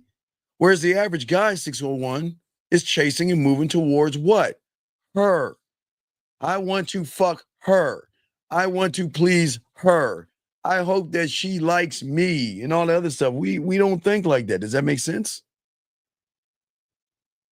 So that's why you hold it to that standard, because that's what you hold yourself to. Yes, and that's what triggers the thing that they love about you. See, the trigger is when you hit the emotion. The emotion itself is sight beyond sight to a woman. Okay, follow me on this. Sight beyond sight to a woman is the emotional trigger, right? So that means that I don't want to be a want, I want to be a need. When you are a need, wants don't, okay, needs will always override wants. So that's why I always tell you guys, hey guys, you can laugh when she says she wants a 12-foot tall guy. And you can laugh when she says he's got to make $1 trillion. And you can laugh when she says he's got to have a yacht and a dragon and all that shit. Guys, y'all can laugh at that because she's going to fuck somebody she needs for free. And why can't it be you? Why do y'all get caught up in her wants? You see what I'm saying? Why do y'all get caught up in her wants? I don't care what she wants. What's that? No, you're saying why we don't get caught up in our wants. So you're saying it's because we don't see ourselves, or we don't value. Yeah, you don't, because you're lost in who you are. You're drawn to her.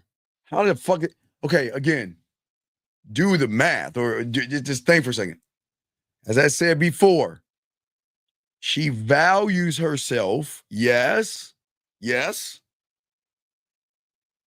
but she doesn't love herself. She values herself today. Tomorrow, she's crying because she feels unwanted. The next day, she's going to feel good again. The next day or 2 days after that, she'll get a little pimple and the world's crashing down. A few days after that, when she starts her period, it starts to blow and there's a little pinch of fat. Oh my God, she's going to feel like 500 pounds. She values herself, but she still has low self-esteem, self-worth, and image issues. You can turn on the TV tomorrow and look at all the blemishes, olive olay, crow's feet, cover up dry skin, fix your, they value themselves, but they don't love themselves. So why would you go down there? When you love yourself, they got to come up to you. They need to step up to you. You're the rock. Because a woman that that values herself, but has insecurities, that makes her a woman, low self-esteem, that makes her a woman, low self-worth and all that, all those things make her a woman, reading affirmations today, feeling good, crying tomorrow. Watching motivation, feeling good, crying tomorrow with some wine while they're reading a book or petting their cat vittles, whatever they do, right? That's what makes them women. But it doesn't make any sense why you would go down to who she is, knowing what she is, which means is that if you're going down to her, then you're worse than what she is. And that's why she's not messing with you. Because in her mind is like, wait a second, wait. She's like, bitch, do you understand something? I don't really love myself. I'm all fucked up. I'll eat some chocolate cake and feel good in a few minutes, but I don't really like myself. I struggle with issues, and I have women issues. I have weight issues, age issues. I have image issues. I got all these things, but you coming to me telling me how pretty I am? You put me on a pedestal. You're telling me how beautiful. You don't even know me. How can you put me on this and you don't know me? Which tells me I know you. Because if you're putting me on a pedestal and I know I ain't shit, then you must be lower than me, because you're placing me and putting me, you think I have value. Now remember, they value themselves. I didn't say they were valuable. Remember that. Does that make sense, brother? So because she know herself for real. She doesn't know herself. But she knows you because you act like her. That's the problem. She only knows effeminate and emotional. She doesn't know masculine. She doesn't know masculine. She just knows people who act like her. Soft, effeminate, scared, worshiping, running behind her. She doesn't know the guy that creates his own universe. The guy that says nobody defines me. I am one thought, one mind, one way. I'm one of my thoughts, one of my mind, and one of my reality. She doesn't know that guy. In what world does she ever meet a guy like that? Never. Maybe in a romance novel or something on TV where she has a fantasy. She might play with a pussy too, but don't you think she wants to be that woman in the story? To get that ass turned over, throw the fucking shit all over the raw, move some furniture, and get dog fucked like a man would. You see what I'm saying? She doesn't know the man that says, I don't seek approval. The man that says the only approval that I need is from myself. And if you cannot match me, and if you cannot come up to me, and if you are not a part of this world, I'll leave you alone. I'm out. Gone. But they don't get that. You see what I'm saying? The man that walks through life. I keep telling you, you're an emperor, you're a king. But why do y'all act like beggars? Why? You should never be afraid of isolation. You should never be afraid of her saying no. You should never be afraid of whatever she does, because the true power comes from who you are and how you see yourself. It's not how I see you. I can't give you the power. I can't give you the power. and nor can the sword of omens on the Thundercats or the magical sword. What's He-Man's? Forgot He-Man's sword or whatever. Those swords can't give you that. You have to give yourself that. Because I am not begging. I'm sorry. What's up?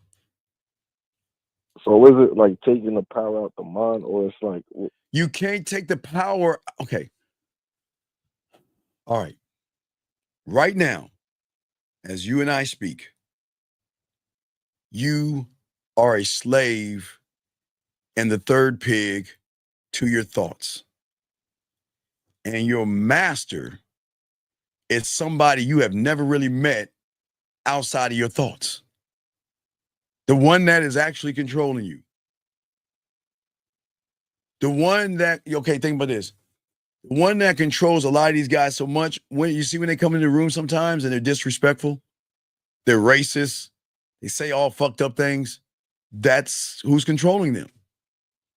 Because they're not ready to operate on a higher frequency or a higher level of thought of being free, a free thinking individual that can think for himself and doesn't need anybody to think for him. Do you see what I'm saying? So what you're saying, I'm making my thoughts think for me because I don't want to grow. No, you're not making them. You created your thoughts. The thoughts I created, yes, that's the thoughts I'm cycling back over and over. Right, because you wrote the contract, dog. You created what you did. You created Frankenstein. You can't have Frankenstein switch up now. He's fucking up the town right now. You created it. Nobody else created what you have right now but you. But because you created, you cannot destroy it though. You're looking at ways to destroy your greatest creation. You can't do that. You need someone to show you another way to go around it. What I always tell you, I'm the only one who tells you, right? Think about this. I use it as an analogy of the movie theater. You're stuck in movie theater 1. Every day you go in the same theater, sit in the same fucking seat at the same time, watching the same movie called Poor Me. Poor me, I can't get her. Poor me, I'm too ugly. Poor me, I'm too short. Poor me, I'm not good enough. To then leave that theater and return the next fucking day until you meet somebody that says, hey, wait a second. Let's think about this for a second. If you can think for a second, don't you have the power to pick the time? And don't you have the power to pick where you sit? So if you have the power to pick the time and pick where you sit, then that begs the third question is, don't you have the power not to go into the first theater and realize there is a second and third and fourth theater? See, you can't. All right, here's the thing that people don't understand. You can't get rid of ego. I am telling you, you can't get rid of him. You can't. You can't fuck with him. You can't get rid of him. I know I don't want to sound like a Debbie Downer, but I don't want y'all to feel like y'all can get rid of something that's been controlling your life. You can't get rid of him, but you don't have to go into the same theater and where he's at. He's always going to be there, but you can't get rid of him. Now, you can have him work for you, but you can't get rid of him. So the mind is either going to work for you or against you, depending on how you feel about yourself. When you don't like yourself, it's going to tear you down, fear, anxiety, and all this other stuff. But when you get this game down, man, that motherfucker, hey, that becomes your cult. That's where your cult is formed, buddy. Your cult. Yeah, go ahead. So how you stop yourself from falling in the trap of? Well, okay. You can't stop yourself from something that you have mastered. You want to stay comfortable, okay? See, most people are mad and upset, and most people are miserable right now because they understand that the world that they're in right now isn't really that perfect. I'm not getting any pussy. I'm not getting any women. I don't like this shit, but yet I feel comfortable. I feel safe. I feel secure because I know this area. So why would I leave some place I know to go to this place that's dark and dreary and I don't know what the fuck is around that corner? Why would I go outside of this place with sunshine and rainbows and friend zones and you're my friend and you know what? You'll be good enough. You're cute, but you'll find your woman and all that shit. Why would you want to live there? Why be there? What benefit is it to you to live there? So is it the lie that you're saying that maybe if I do it, it's gonna change, or it's just no? You cannot change that. It doesn't work that way. I wish it did, but it doesn't. Okay. You have created now. Okay, so let's look at your comfort zone as your prison. And then let's look at your reaction as the yard. And then the habits that reinforce the two is the wall of the prison. You see what I'm saying? There are layers to this shit, dog. It's just not, you can't, hey, look, you can't just tell someone to put a saw in a cake. Like they did in the 40s and shit. You know, put a saw in the cake, cake, and let me saw my way out and run. And no, you can't do that, right? You can't. And the reason why the main prison walls, right? Especially this the third pig, it's because this is where you spend most of the time. Your habits. You're always going to do what you're most familiar with, because you don't want to do anything different. You guys, all of you, and I'm not trying to blow your heads up, all you guys have the knowledge, you have the skill, you have the experience, you have the talent of book smarts, but not the game. Excuse me. You've mastered all the problems that you have in your world right now to such precision. It's fucking perfection, right? And the thing is that you don't want to leave this place, your place. You don't want to leave that place. You don't want to leave the fish tank to go into this weird thing called the ocean, because maybe you watch Fish Tube or something like that, or Fishagram or Fish Talk, and they say, well, man, don't go out into the ocean. It's dangerous. There are bigger animals. You're just a small little fish. You wouldn't even make it in a pond, more or less a river. But man, don't go into that mighty ocean that is limitless. Like, don't go there. It's dangerous out there. Hey, why don't we just stay in a little bowl and have Nancy or Timmy or Devontae or somebody just sprinkle little food, and we'll go up and grab our little food and just swim around and be happy ever after. You see what I'm saying? That's what you're doing. Because in order for you to change the habit, right, or the prison, one must create a new set of habits and beliefs, meaning a new reality. You cannot create something new off of what you have right here. It doesn't work that way. That's why everybody stumbles so much, because they're trying to create off of a weak ass foundation. You're trying to build a fucking house on water or something, like a rickety ass foundation. Does that make sense? So no matter what you do on that side of belief, it's not going to work. Well, no, it can't work because of the next layer that goes from the prison wall to what we call the prison yard. Okay, if you think about that, that thing is really fucked up, because that thing is the thing where all your problems exist. These are the things that you conjure up in your head that hasn't even happened yet. It's like, okay, I see her like across the street. But man, if I go over there, man, she gonna take me for all my money because somebody on YouTube told me. If I go over there, man, she's gonna take me to family court because somebody told me. If I go over there, I'm in the 80%, so that means only 20 gonna get it. So I ain't got no chance. Do you see how you talk to yourself? You're conjuring up problems that don't even exist, but you're conjuring up the problems to feel more comfortable in where you're at. That's why the yard is stopping you, that other level, because it doesn't feel comfortable.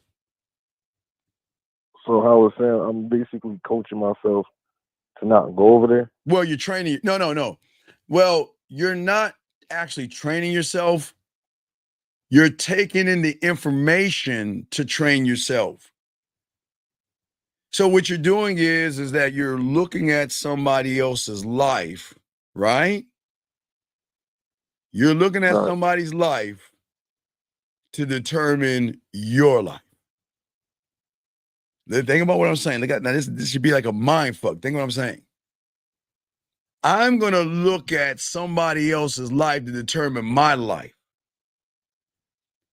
Okay, remember I told you how the news works. It's the same thing. Somebody shot up a movie theater on Mars, okay? By the time it gets to your local news, you're going to make you feel like it's happening in your neighborhood, and you're not even going to go to the movie theaters that weekend, and this shit didn't happen there. It happened to Mars. But they know how to get you. They know how to get you. Because they know that you're not living your life for yourself. You're living your life through somebody else, man. The only way you can live your life like somebody else, like I've always said, is by doing the exact same thing that person has done since conception. You got to do everything to the T to make whatever he's saying believable for you. All right, I'm trying. What's up?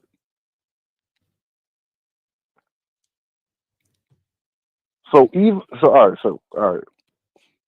So you say that. All right, I'm like, all right. Uncle Steve told me that I'm living my life through other people's lives. No. Now It's gonna be is like, hey, my name is Roger, and I want to let you know.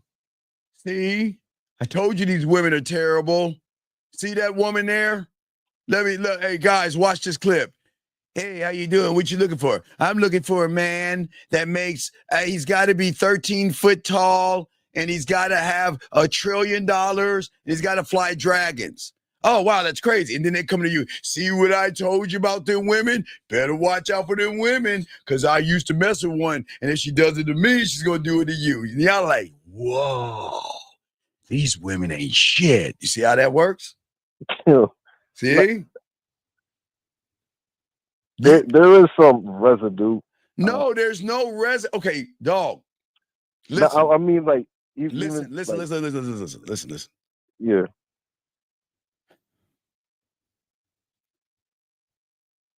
I can never allow another man not only to tell me what I can do with my dick, no fap, but another man to stop me from talking to women because he can't talk to women. How much influence are you allowing another man to have over you to a point where you either hate women, you despise women, you get angry and bitter and mad and all? What kind of influence does that cult leader have on you? Because the cult that I'm trying to put you in is not the one from the outside world. My cult is something no one talks about. My cult is an eternal one. You're following the guy at the top of the pyramid telling you, see the problem with these women? And you know what? And watch how I do it. They're just wordplay. Those pineapple women. Yeah, look at her pineapple woman moving like a pineapple. And see, I knew that pineapple. See, she's acting like a pineapple. And then what are you doing? Yeah, look, pineapple woman. Yeah, you know what? I ran into a pineapple. See how they get you motherfuckers?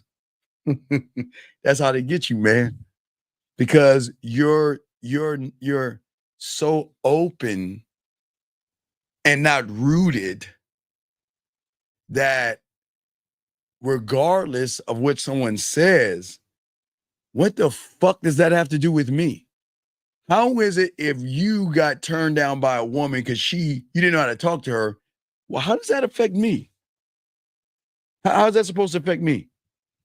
Caller, how? It shouldn't. Right. You shouldn't, but it does, though. It shouldn't, but it does. So the question is, why does it? Why do you give the influence to somebody you don't even know? Wait, now watch this. You don't even know me. But I tell you this much, I'm not telling you to think like me. I'm telling you to be like me. I tell you to move like me. I'm telling you that you can move for yourself and think for yourself. Do you think they're telling you to do that? Think for yourself? Hell no. You're not allowed to think for yourself.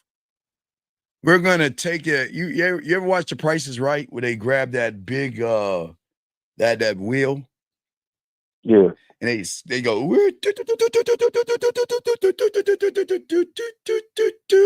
metal. Okay, good. Let me try it again. Next up, be on your purpose. And high value man. No fab. Money, clothes, and status. Looks maxing. And y'all keep falling for the okay. The greatest thing, thank you, L. It's 11:11, ladies. Please take a moment. Please take a moment and ladies, go ahead and touch yourselves and wish for a man. Shout out to the ladies out there. Appreciate you all. Carl, have you ever watched Charlie Brown? Yeah. You ever watched Charlie Brown cartoon? Yeah, when I was in class. Yeah. So when Lucy holds that football, what do you say to yourself? Charlie, don't do it. Charlie, come on, Charlie. Charlie, when are you gonna learn? She's gonna pull the fucking football, Charlie. Then Charlie, come on, man. Don't fall for it. I don't care if it's Charlie Brown Christmas, Charlie Brown Easter, Charlie Brown Thanksgiving, Charlie Brown Halloween. Lucy's always gonna pull the fucking football, Charlie. Why? When are you gonna realize that she's not gonna let you kick the fucking football? I mean, y'all know what I'm saying. You see what I'm saying? Right, BMG. When is Charlie gonna learn? Right? Right. So, in the football, in this analogy, metal's the football that got yanked. Being on your purpose, the football that got yanked. Money, clothes, and status, yank. Looks maxing, yank. Riz, yank. Handsome man, game. High value man. Be on your, all that stuff. When are you gonna stop trying to kick the fucking football and realize every time you try to kick the football? Now, I didn't say Peter. I didn't say Peter, BMG. I said Charlie, not Peter. Charlie. Charlie can never kick that fucking football. Trust me, Charlie. Charlie, come on, Charlie. Trust me. I promise I won't remove it. Come on, kick it, Charlie. And you're like, come on, man. Charlie Brown can't be this dumb. But you're the guy that's falling for it. So it's the fact that the reason why Charlie keep trying to kick the ball is because Lucy makes him feel like he can kick the ball. She manipulates him to make him feel like he can do it. And he has not added it up yet. Every time I try to kick this motherfucker, she yanks the ball from me. And then convinces me to try it again. Convinces you from metal to being on your purpose, from purpose to no fap, to money, clothes, and status, to high value man, to no riz, to handsome man game, to looks maxing, all these fucking footballs. And all you guys do is what? Try to kick the football. And she's going to pull that thing away until the next word. Okay, I forgot. Drizzle. That was another thing. And now they're trying to talk to you about whipping an ape's ass with 100 men. Or wait, before that, it was the bear versus the guy. You see what I'm saying? It's always something, right? It's always something. And y'all fall for it every single time. Y'all fall for it every time, man. It's amazing how y'all do that shit.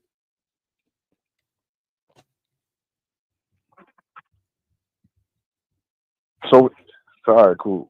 All right, so say, all right, boom. I hear what you saying, So boom, right? Mm-hmm. So say right now, I say fuck all that. No, you can't do that. It ain't work that. Okay. So well, no. I'm serious. Okay. So think about a drug addict or someone on crack, right? Right? Well, it's like that. Well, yeah, I hold on a second. Sir, wait a second, sir, this isn't for you. I appreciate you being here, but if you don't shut your fucking ass up, get the fuck out, okay? I don't give a fuck what you think. Not you, caller. Fuck you. I don't give a fuck. You stay your bitch ass in here and complain, but fuck you. Get your ass out. Because one of these days, you're going to need to talk to a woman. You'll bring your ass back over here, and I got your bitch ass. But anyway, what I'm saying is that if you look at an alcoholic or you look at somebody that's on drugs, right?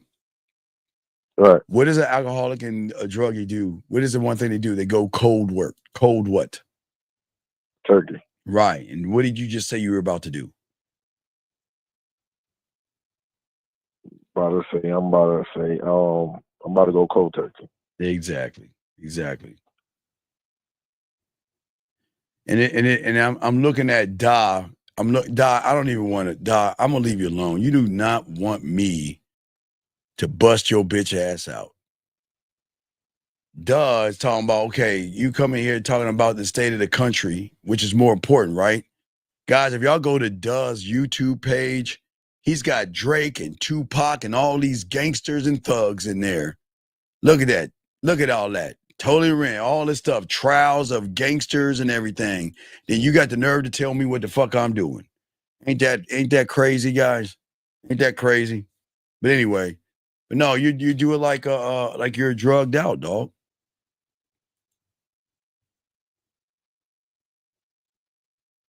So you're saying that the comfortability will just draw me back in?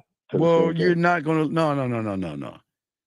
Remember, I told you, all prisoners, the way prisons allow you to do is feel freedom, but you're still in the prison. You get to leave the jail cell, and it's like school.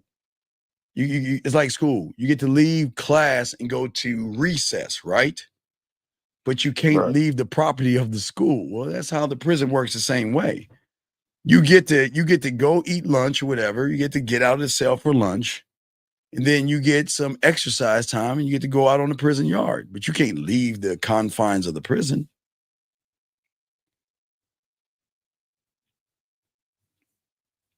Because I built the prison. So exactly.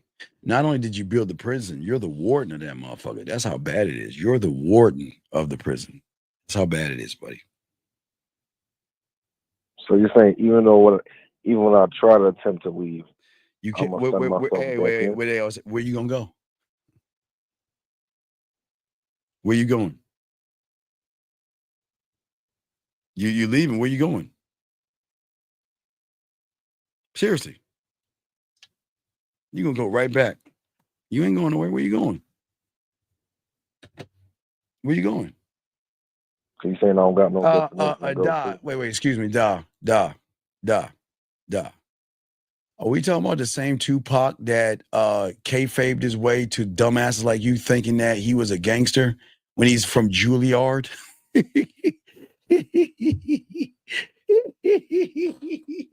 Are we talking about the same Tupac that said that he was in love with it? Hey, guys, guys, just because they can make signs and just because they portray to be gangsters and act like they're from the street doesn't mean they're actually from the street, young man. Some of them come from Juilliard or these little fancy little schools out there where they're fancy. Now, we talk about MC Hammer. Now, Hammer, y'all think Hammer, y'all would laugh at Hammer. Hammer is somebody now. Hammer is that motherfucker, but not this guy. But if you want to believe that and you don't want to do your homework and you think he was revolutionary, then believe that bullshit, dog. Believe that shit. Man, you can't. Hey, look. You can follow a dumbass person. You follow a dumbass person home, and knock on the door. I promise you, 2 dumbass motherfuckers that either answer or one will. Because somebody thinks that because somebody was rapping about gangster rap, just because they rap about it, you think they are gangsters? Anyway, I'm sorry, caller. Go ahead. I was just trying to educate that ignorant ass person. But go ahead. Go ahead, sir. So would that be like the sight beyond sight? Well, I just gave him sight beyond sight because he believed. Okay, people used to believe before you were swimming in your dad's nuts that if it was on the internet, it's true. Okay, so when rap came out, because I grew up when rap came out, right? When rap came out, we thought that they really lived that lifestyle. Until we realized they hired the women, hired the places to rap at, they call it locations, hired the models, rented the jewelry or got fake jewelry and borrowed some money. It wasn't all this stuff. And they would rap like they hard, and then when the camera went off, they went to a nice ass place and chilled out. But we didn't realize that in the 80s until we woke up and realized, wait a second, this stuff ain't real. Now, I'm not going to say that like NWA. I'm not going to say that I won't say gangsters. I won't say that. I'm just saying they were smart businessmen, know how to pivot.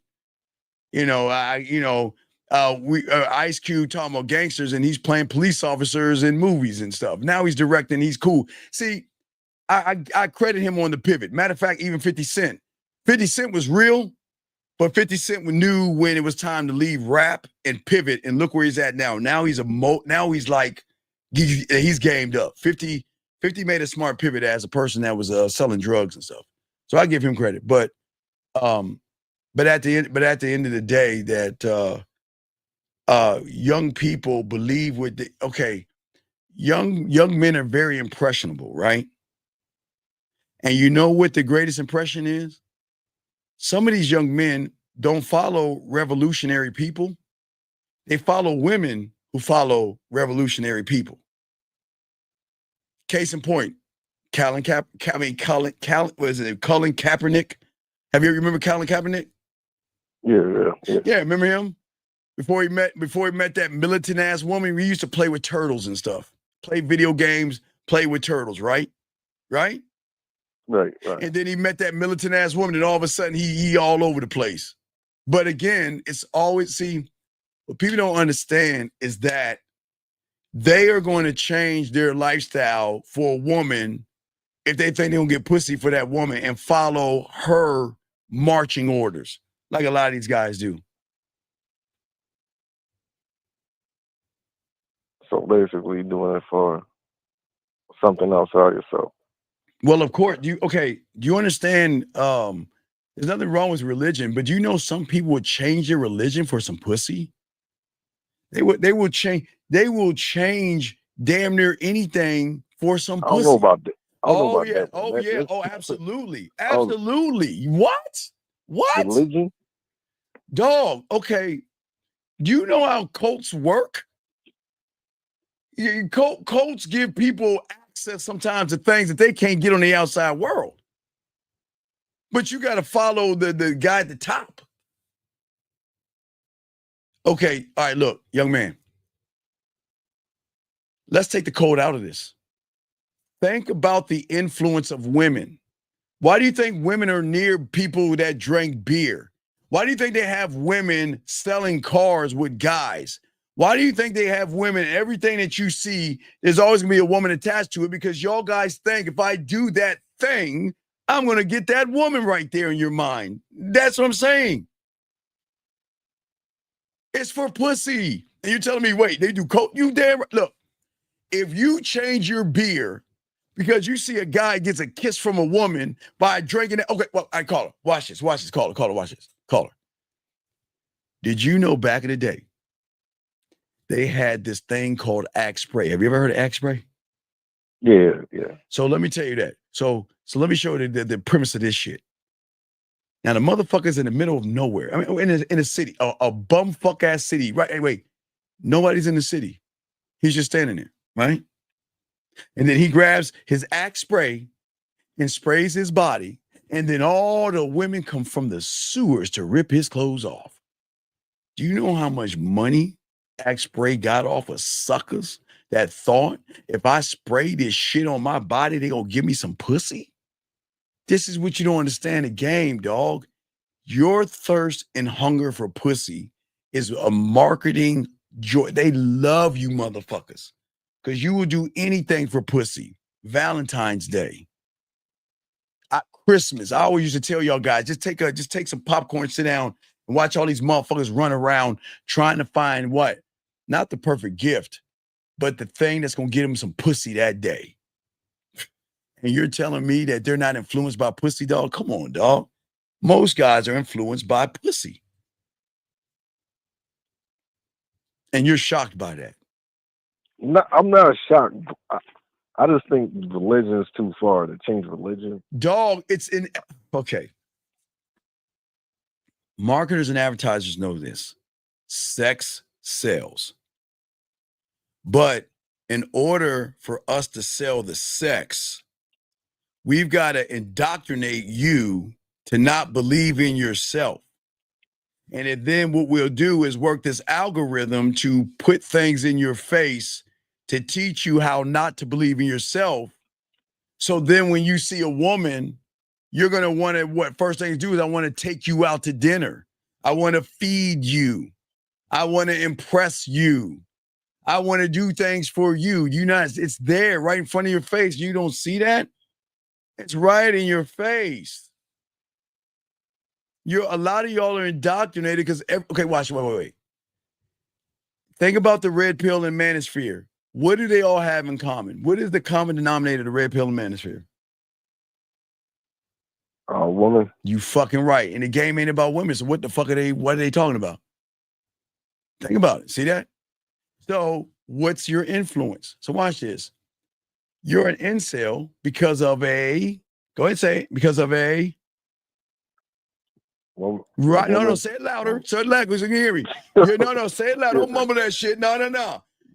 Most people, not you. I'm saying most people are incels because of a woman. Right. Most people believe in going their own way because of a woman. Most people look smacks and go to the gym because of a woman. Most people don't jerk off because they get this glow because of a woman. Most people think about high money and status because of a woman.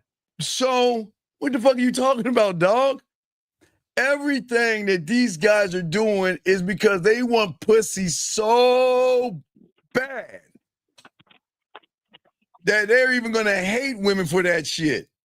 Because at its core, everything y'all are doing is for some pussy. Now, look.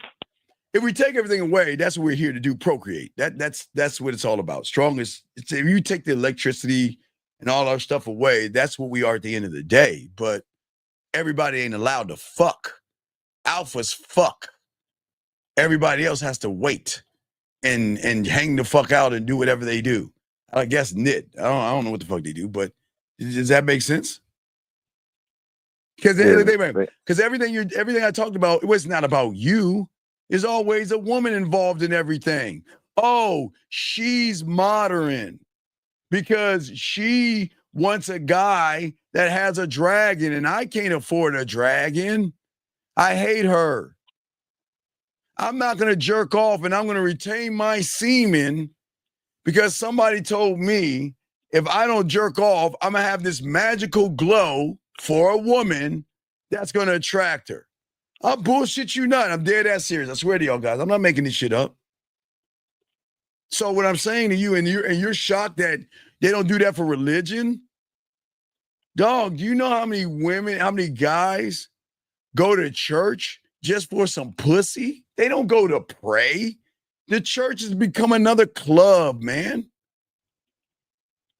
And y'all don't even see that. But again, remember, you're not supposed to see what you're not supposed to see. You're not supposed to know what you're not supposed to know. And just because I tell you this stuff, don't believe me. See it for yourself.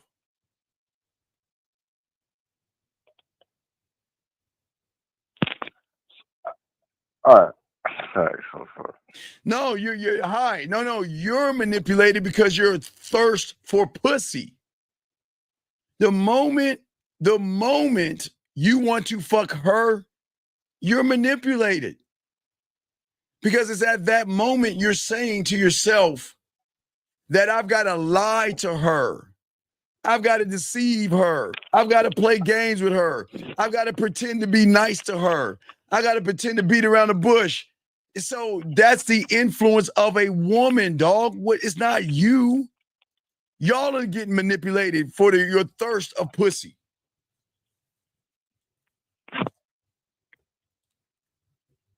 Hello? Yeah, I'm listening, buddy. What's up? So, because I know you said that once we see her, we just got to cut it off right then and there.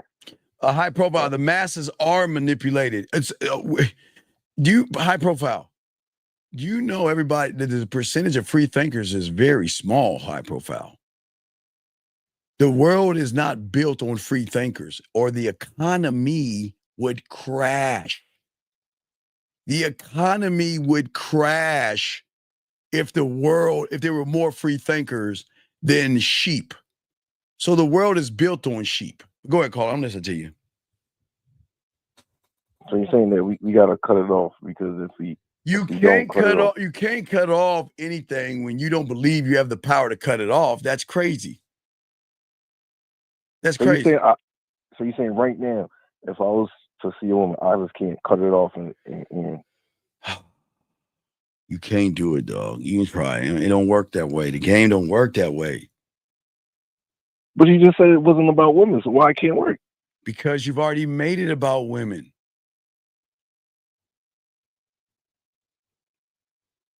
The moment you make it about women, what is your reality? Your reality is different. Your reality is shaped on your habits and then the reaction. Because you can't get rid of your fears. You have fears, anxiety. Y'all guys use excuses like I'm depressed. Y'all use excuses like I'm socially awkward. Y'all come up with all these things and these lies. There's no such thing as depression. For all you guys out there, let me explain what I'm talking about. Well, when you love yourself, there is no such thing. But I'm not gonna knock anybody that's depressed. But I won't even talk about depression. I'll talk about something a little bit lighter. Shy. Y'all aren't fucking shy. There's no such thing as shy. How the fuck can you be shy? So if you're shy, right? Wouldn't you be shy in everything that you do? If you're actually shy, wouldn't you be shy? Wouldn't you be shy? No, if you were shy, that means any and everything you do, you would have the same reaction to it if you were actually shy. It's funny how you shy people can do open your door, turn on a light switch, grab a remote control, order your favorite beer or your favorite food, but you can't go up to a woman. So is that really shy? Is that really shy?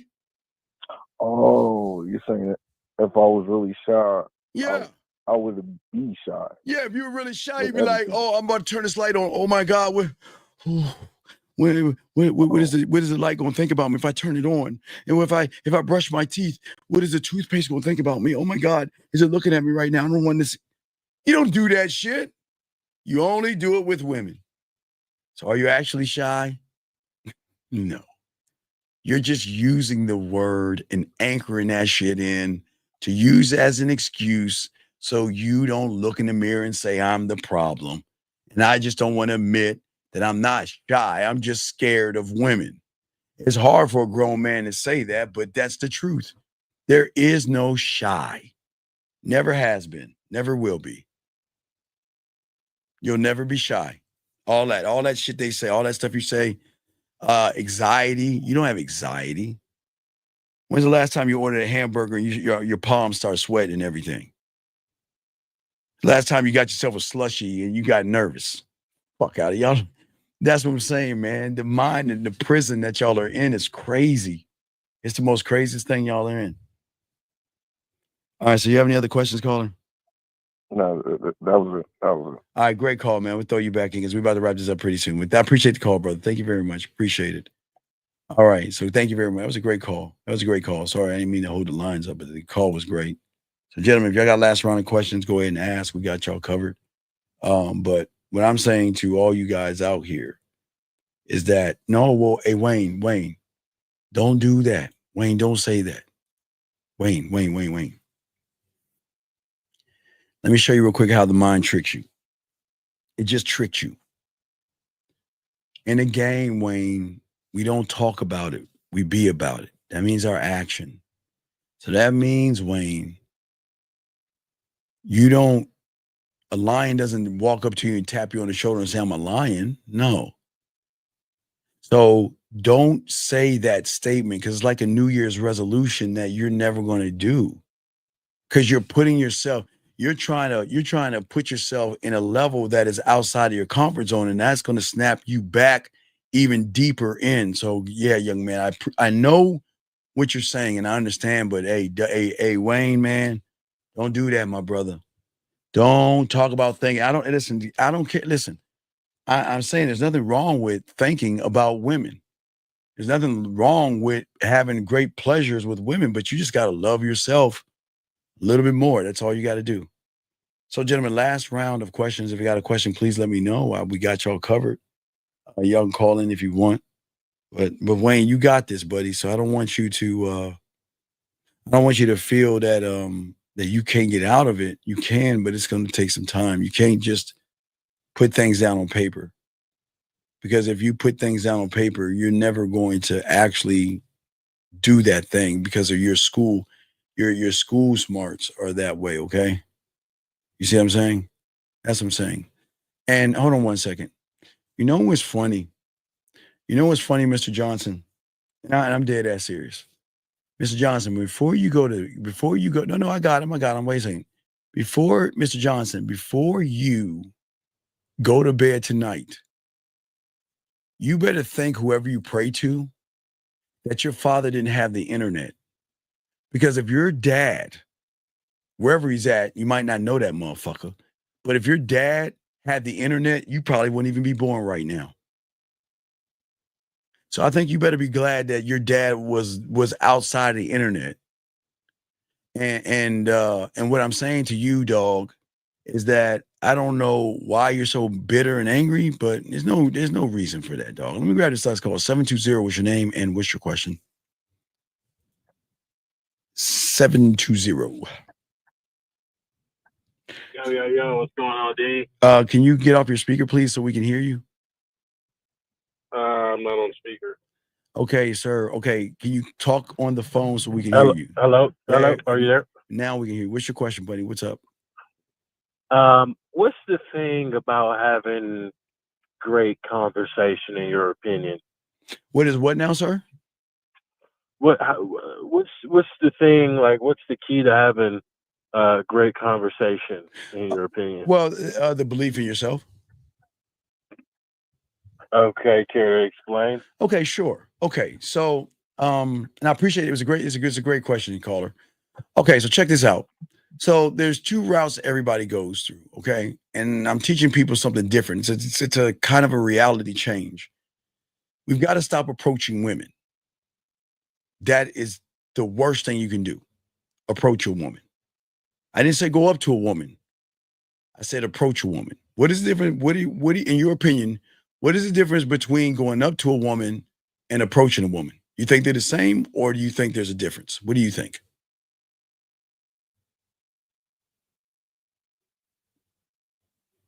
Uh, 720, are you there? Cannot hear you. 720 going once. Cannot hear you.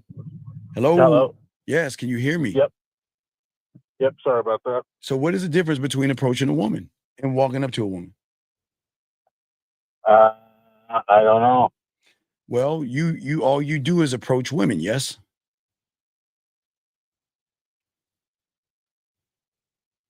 All right, I'm going to ask you one last time, then I'm hanging the phone up. I think your phone is messing up. I'm going to let you go. All right, I'm going to go ahead and let you go, buddy. Yo. It's the last time. If I have your question, you don't answer, I'm going to hang the phone up, dog. So it's the last time I ask you. No, I'm just trying to figure out what you're saying. No, it's not all good because I'm not going to waste my time. I asked you one last time. Do you approach women? No, I'm just hollering at these bitches, man. Okay, go ahead and holler at them then. And I'll let you go, dog. I don't want to waste my time. But anyway, guys, like I said before, for all you guys out there, we do appreciate you guys out there. And like I say, that the problem with that caller right there is what most of you guys have.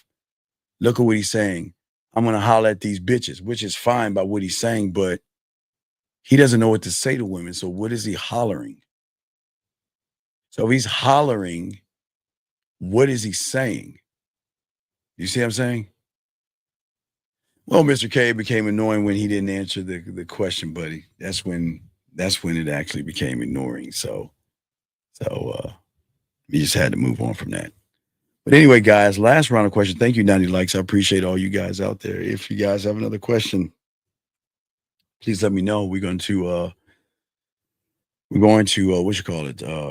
Dog, come on, young. Oh, Spectrum, man. Fuck. All right. Okay. Sir. I'm gonna put you on the clock because I'm gonna kick you out of the room because I can't have children in this room. And I'm not being a dick about it. I can't have kids in this room. Y'all don't need to block them out, Jazzy Jazz. I just can't have kids in the room. Children are not allowed in this room, dogs. I'm gonna have to let you go, dog. That's like a 12-year-old statement, dude. I gotta let them go, dog. We can't, yeah. Hey, B. I was like, what? Yeah, man. BMG. I'm like, what the fuck? Yeah. So let's bring in call area code 81. What's your name? What's your question, sir? What's up?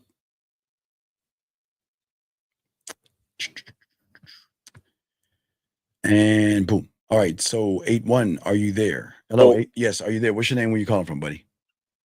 Yeah, my name is Simeon. I'm calling from Japan. And yes, I wanted to call in. Yes. To shout out to hello? Yeah, go ahead. I'm listening to you, Simeon. Yes. Yeah, I wanted to call you to appreciate the video you put out the other day where you're talking about how to create sexual tension. Man. It really just changed my whole perspective. And thank you. I'm thinking, like, if this is what you're putting out there for free, I can only imagine what is on the back end. I can only imagine, man. It's game, dog. It's game, man. God damn, man. God damn. Because what you and K-Zagan made me understand is that as a man, I could freely express myself without shame and without judgment. And it also doesn't take much to be flirtatious and to build sexual tension once you're self-confident and you believe in what you're saying and what you're telling the woman. Remember, it's not self-confidence, it's sexual confidence. It means it means that if that woman fuck with me, we're gonna move some furniture. I'm gonna make her submit that pussy. You know, that's that arrogance. So that's more sexual confidence, but I see what you're saying though. Yeah, and I also remember it's almost as though like guys don't really pay attention to when you guys are on live because I notice you guys say certain things without saying them. You actually demonstrate them. So if guys were to study you guys who are in life, they'll pick up some things and realize that, okay, this is how men are supposed to be moving and all that. Well, yeah, but remember the beautiful thing about the game is that the rules of the game is that you can't force someone to follow. You just put and present things the best way you can. And those that want to be a part of it are going to do it. But you can't say, come and do it. You just put out the information, buddy. Yeah, and one last thing. The one last thing I picked up was that you guys were saying, you said it without saying, but I noticed from your demonstration, it's like guys have to also be descriptive to paint a picture when you're talking to her. Yes. I always I had to learn Bob Ross. That was my teacher of depth and range, Bob Ross. So I had to watch him. Bob Ross. Yeah, it's white dude with an afro. Look up, write it down. Bob Ross. Bob Ross. he always came on. He started with a blank canvas. That was the best thing that my mentor told me. That's how you are. You're a blank canvas, and what you paint on that canvas is either going to be a Mona Lisa or a stick figure. So that's what I was taught. Yeah. So when he came on, his imagination, his creativity was at such an all-time high. He saw the painting on the blank canvas, and he just filled it in through his imagination. It's just fucking amazing. Yeah, and also the voice notes really work too, because yes, when I ever send the Japanese girls the voice notes, it's always impactful, and it's like they have to reply. They can't help themselves. Yeah, but when they reply, that's when you reply to their smile, because they're gonna, you can always hear a giggle, and you can always feel a smile and stuff. Yes. Yes. So thank you very much. I just wanted to call to appreciate all that, gang. Right. I'm going to watch that video again. Thank you all very right, please much. do that. Take care, buddy. Thank you from Japan. All right, thank you, brother. Appreciate your respect. Okay, man, that was cool, man. That was cool. Like I say, guys, for all guys out here, we'll round it off. We round it off to the 10 minutes. So we got 10 more minutes. We'll do that to the top of the hour. If anybody has any question, please ask. There are no dumb questions. If you want to know, we have Bud and I are going to do a show tomorrow. I think we probably do it at 11. I got to talk to Bud. Yeah, but we're going to definitely kick off a show tomorrow, a few hours for you guys out there. So, but if y'all guys have a question, please feel free to ask. There are no dumb questions, or you can call in, and we want to say thank you to you guys, man. We appreciate you guys. But the thing about the game that I said I was going to do 2 hours, but I pushed myself to 3.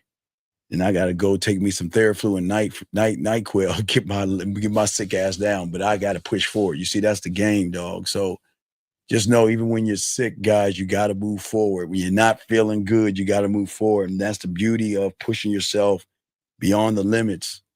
Some people would be like, I'm sick, I'm gonna hang it up, but I'm not gonna do it. And no.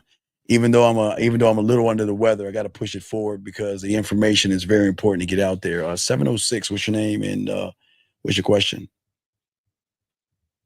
Oh wait, I'm sorry, it's a pause. The thing pauses now. Wait.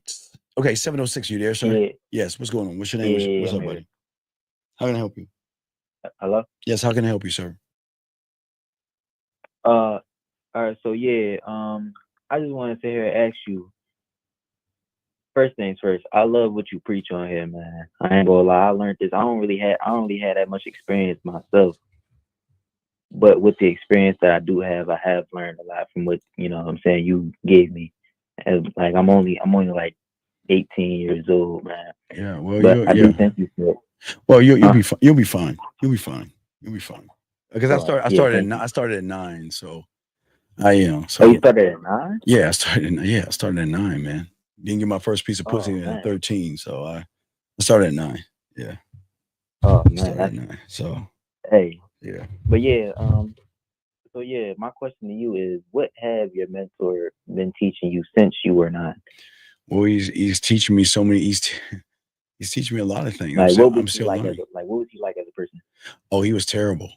He was always cussing me out, telling me to shut the fuck up, bitching at me. Being real hard on me, but it was the best thing ever. Yeah, he was real tough on me. He wouldn't let me talk to people my age. I had to talk to older women. It was just fucking hell, but I loved it. I saw what he was getting. I was like, yo, I want to be a part of this. So yeah, he was hard. I ain't gonna lie. He was very hard. Like that reminds me of like the kung fu movies where like, the master just puts you through a bunch of crazy stuff. Yes. A lot of kung fu movies we go into. Yes, absolutely. Yes. Yeah. But yeah, you say he put you through a lot of that stuff, and like basically he was just over here talking to older women. Not only that, man, he was like, I remember, I can tell you the cheeseburger thing. I remember going to McDonald's, like, man, sit your bitch ass here. You ain't get no cheeseburger. I hold the fuck up. He cussed me out. He go get a cheese, and then Karen got in the car and said, bitch, go get a cheeseburger and shit. Cheeseburgers are like 35, 40 cents back. Don't they, back in the day, back in everything. But it wasn't to get a cheeseburger. He threw me off because his thing is that you got to be on at all times. But I'm not going to prepare you and tell you there's a woman on the other side of that cashier that I want you to talk to. I'm going to throw you off by making you think about a cheeseburger, get you in there, and you need to go ahead and do what you do. So right, yeah, he was. right. Yeah, he So was. you mean to tell me that the person that was in there, you know what I'm saying, you supposed to be talking to get the cheeseburger from, it was a female, and you know what Right, I'm he saying, you saw was her. getting Right, into he it. saw her, and I he was got like, you. "Yeah." He saw her and was like, "Yeah, go get a cheeseburger, motherfucker." I was like, "All right, cool." I think, Yeah, I shit, ain't I gonna wanted me a cheeseburger, motherfucker. I wanted a cheeseburger. I was hungry. Steve, I ain't gonna lie to you, man. I remember there was this one time, I think it was my uncle. Mm. We was in this restaurant one time, and my uncle said he seen us. I'm talking about, she was bad, light skinned John. No. We can't all like that. can't do that. There's no bad woman. Can't do that. No. You're right. We cannot. We got to change our language. There's no such thing as a bad woman unless she does bad things, as in cook for you and submit to you and take photo and do. So she ain't bad. She's a woman. See, listen. Here's the thing. Here's the thing that shock people. It's okay to like what you like, but the moment you label what you like is where everything fucks up. Listen, you like what you like. So that's like you. It's like you're saying, "Hey, Steve, that's a lion over there." You know what I mean? I know what you think about her, but I'm trying to get you to stop thinking about her in the way that you're thinking about her. That's not going to help you win with these women if you keep giving them credit on shit that they haven't earned. Got you. Okay, I got you. Okay. But yeah, to let me rephrase my sentence, Sure. it was this good looking female. Nicholas, I got your question too, buddy. I'm just telling everybody. Go ahead. I'm listening to you, buddy. I got your question in a second. Go ahead. So, Yeah, go ahead. Yeah. All right, so basically it was like kind of like the same situation. He told me to go up to it. Yeah. The only difference is, I ain't gonna lie, I folded. I ain't even go up to it. Well, no, you didn't fold. You just made the choice to run away. So it's don't beat you. Remember, everybody. I keep telling everybody can't be a man, dude. It's a privilege to be a man. You're doing exactly what you're supposed to be doing. Everybody can't be a lion. We need ducks and bunny rabbits and things like that. You know what I mean? Because because a woman should not have any influence over you at all. Should never. If a woman has influence over you, it just tells a lot about your character. Not no disrespect. I'm just saying that's how it is for a lot of guys. They don't understand that a woman should never have that kind of influence on you. Because guess what? Your remote doesn't have that influence. Your keys, your drinks in your refrigerator, your remote control, your video games, they don't have influence over you like that. Right. So you're putting you're pedestalizing women for some odd reason. We just got to stop doing that. I see what you're saying. Yeah. All right. So you have any other questions before I wrap it up, brother? No. All right. Thank you, though. No, feel free to call, and you got this, buddy. But here's the good news. What is it? We're in May, right? So we're 3 months away from our annual August. So you keep listening. 3 months away from all that, we're gonna get a new batch of women in the Serengeti. So just make sure we keep pushing forward, okay? Indeed. Indeed. Hey, thank you, man. No, respect to you, young man. You have a wonderful night. Thank you for the call, brother. Great call. Awesome call. Awesome call, young man. Let me get these two questions right here real quick. This young man says right here, well, how do you find choreography? You got to be a student of the game, dog. That's just how it goes. I forgot this guy said, so if a woman is all insecure and doesn't love herself, then what should we do, Unc? Well, no, you shouldn't. Okay. You can't, Zay, you can't teach a woman what you don't know. You don't love yourself. You don't know yourself. So you can't leave somebody. I'm not saying leave a woman. You'll be with her, but it won't be on the level of a man. This guy, Joshua, says, Mr. Dean, why is it that when women feel as though they can leave my life and come back, is because I don't have standard? Well, you don't. Well, you're what are those doors? What are those doors? I forgot what those doors are called. Where women can just come into your life. You just don't have any game, man. You just somebody to be walked over, unfortunately. But I appreciate the question. Dean, what is it said, what does it mean when a woman says she wants to stay to herself? Well, it means that she's just not interested in you, buddy. That's all, Nicholas. She's just not interested in you, buddy. There was something that you did or something that you said that turned her off and made her pussy dry up, and she just doesn't see you as the person to bend their ass over and hit it from the back. So you just got to charge to the game. How do I keep the smell good when working on physical job when driving immediately to the next one? Sir, work on your job, dude. You smell good. Wash your ass and use deodorant. You don't need a revolving door. Thank you. Revolving door. Thank you, E. Revolving door. Thank you. I'm a little under the weather, so I'm not really on my P's and Q's. But MJ, dog, just focus on your job, okay? Do your job, go home and wash your ass, okay? And clean yourself up, okay? If you're working a job, especially outside, you're gonna smell like outside, buddy. There's no fighting around it. You're gonna have an outside smell. Yeah, you can wear things to try to cover up the smell, but if you're outside all the time, man, you just gotta accept it for what it is, buddy. Okay. So, but I mean, you can get some colognes to spray on if you're going into an office, but I hope you're not doing that to meet women or anything like that. But yeah, just soap and water. Remember the song we were kids? Remember Fat Albert? Soap and water, a toothbrush and a comb. You should use them before you stand alone. You remember that song, Soap and Water? Oh, I guess I can't do that because Bill Cosby. Yeah, so I guess they don't do Fat Albert anymore. So yeah. Just wanted to make sure y'all do that. All right, guys. So we can go ahead and wrap this up, man. And Theraflu for me, guys. Whatever y'all gotta do, please be safe out there. I'm gonna get myself together. Dose myself with some NyQuil and Theraflu and all that stuff. I should be good for tomorrow. But we pushed through. We pushed through for 3 hours. I thought I was gonna do 2, but we pushed through to 3, and it was cool, man. We got it through. No complaints over here. That's just how you gotta do it, guys. Sometimes you just gotta push beyond your limits. That's what the game does. When you always remember, guys, when you're down, you gotta push forward. So give you a quick example. I told y'all, if y'all listened to the show earlier today, I was like, I'm not feeling good, man. I told y'all, motherfuckers, I wasn't feeling good. But I was feeling really bad, man. And I was like, dude. I said, I'm just going to lay it down. And the moment I said I got to lay it down, I said to myself, you know what? Get your fucking ass up and get that show done. So I had to get up and do this show, man. I have no choice. Last question.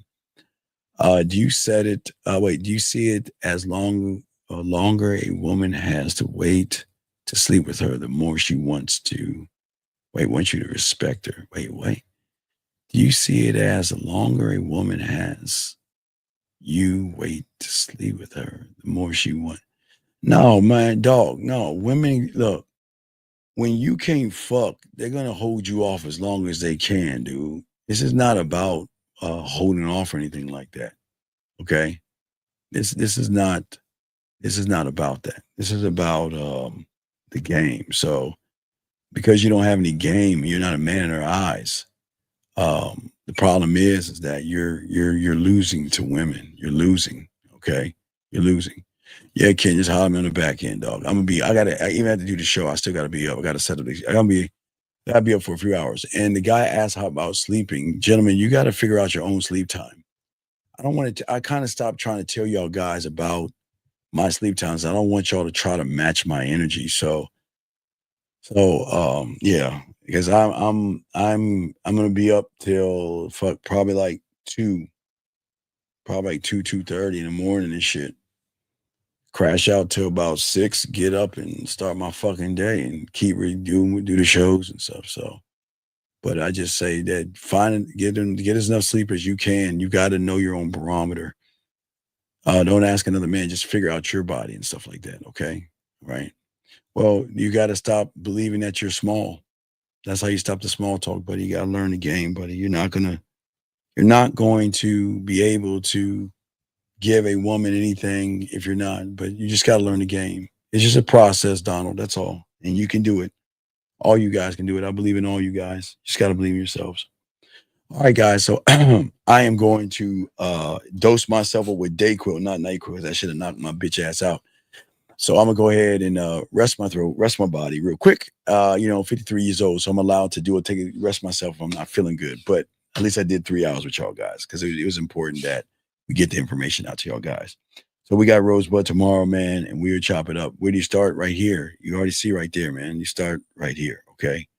Right here. That's where you start. You start right here. Become a student in the game, buddy. Okay. Whew. All right. Anyway, guys, I'm gonna go ahead and rest it up, guys. Hey, I hope you have a good night, man. If y'all need me, holla at me, guys. Y'all got this. Please soak up the game. We'll be back tomorrow. And like I said before, when I feel better, I'm gonna do more outside videos. So trust me, I'm gonna do more outside videos for you guys. Dealing with dating and relationships, just like 10-minute videos. So don't worry. It's not gonna be drawn out videos. We're gonna give you all some other things. So okay, so we'll do that together. Anyway, let me get my little cake ass out of here, man. And I will definitely see y'all later. Y'all have a good night, guys. Take care.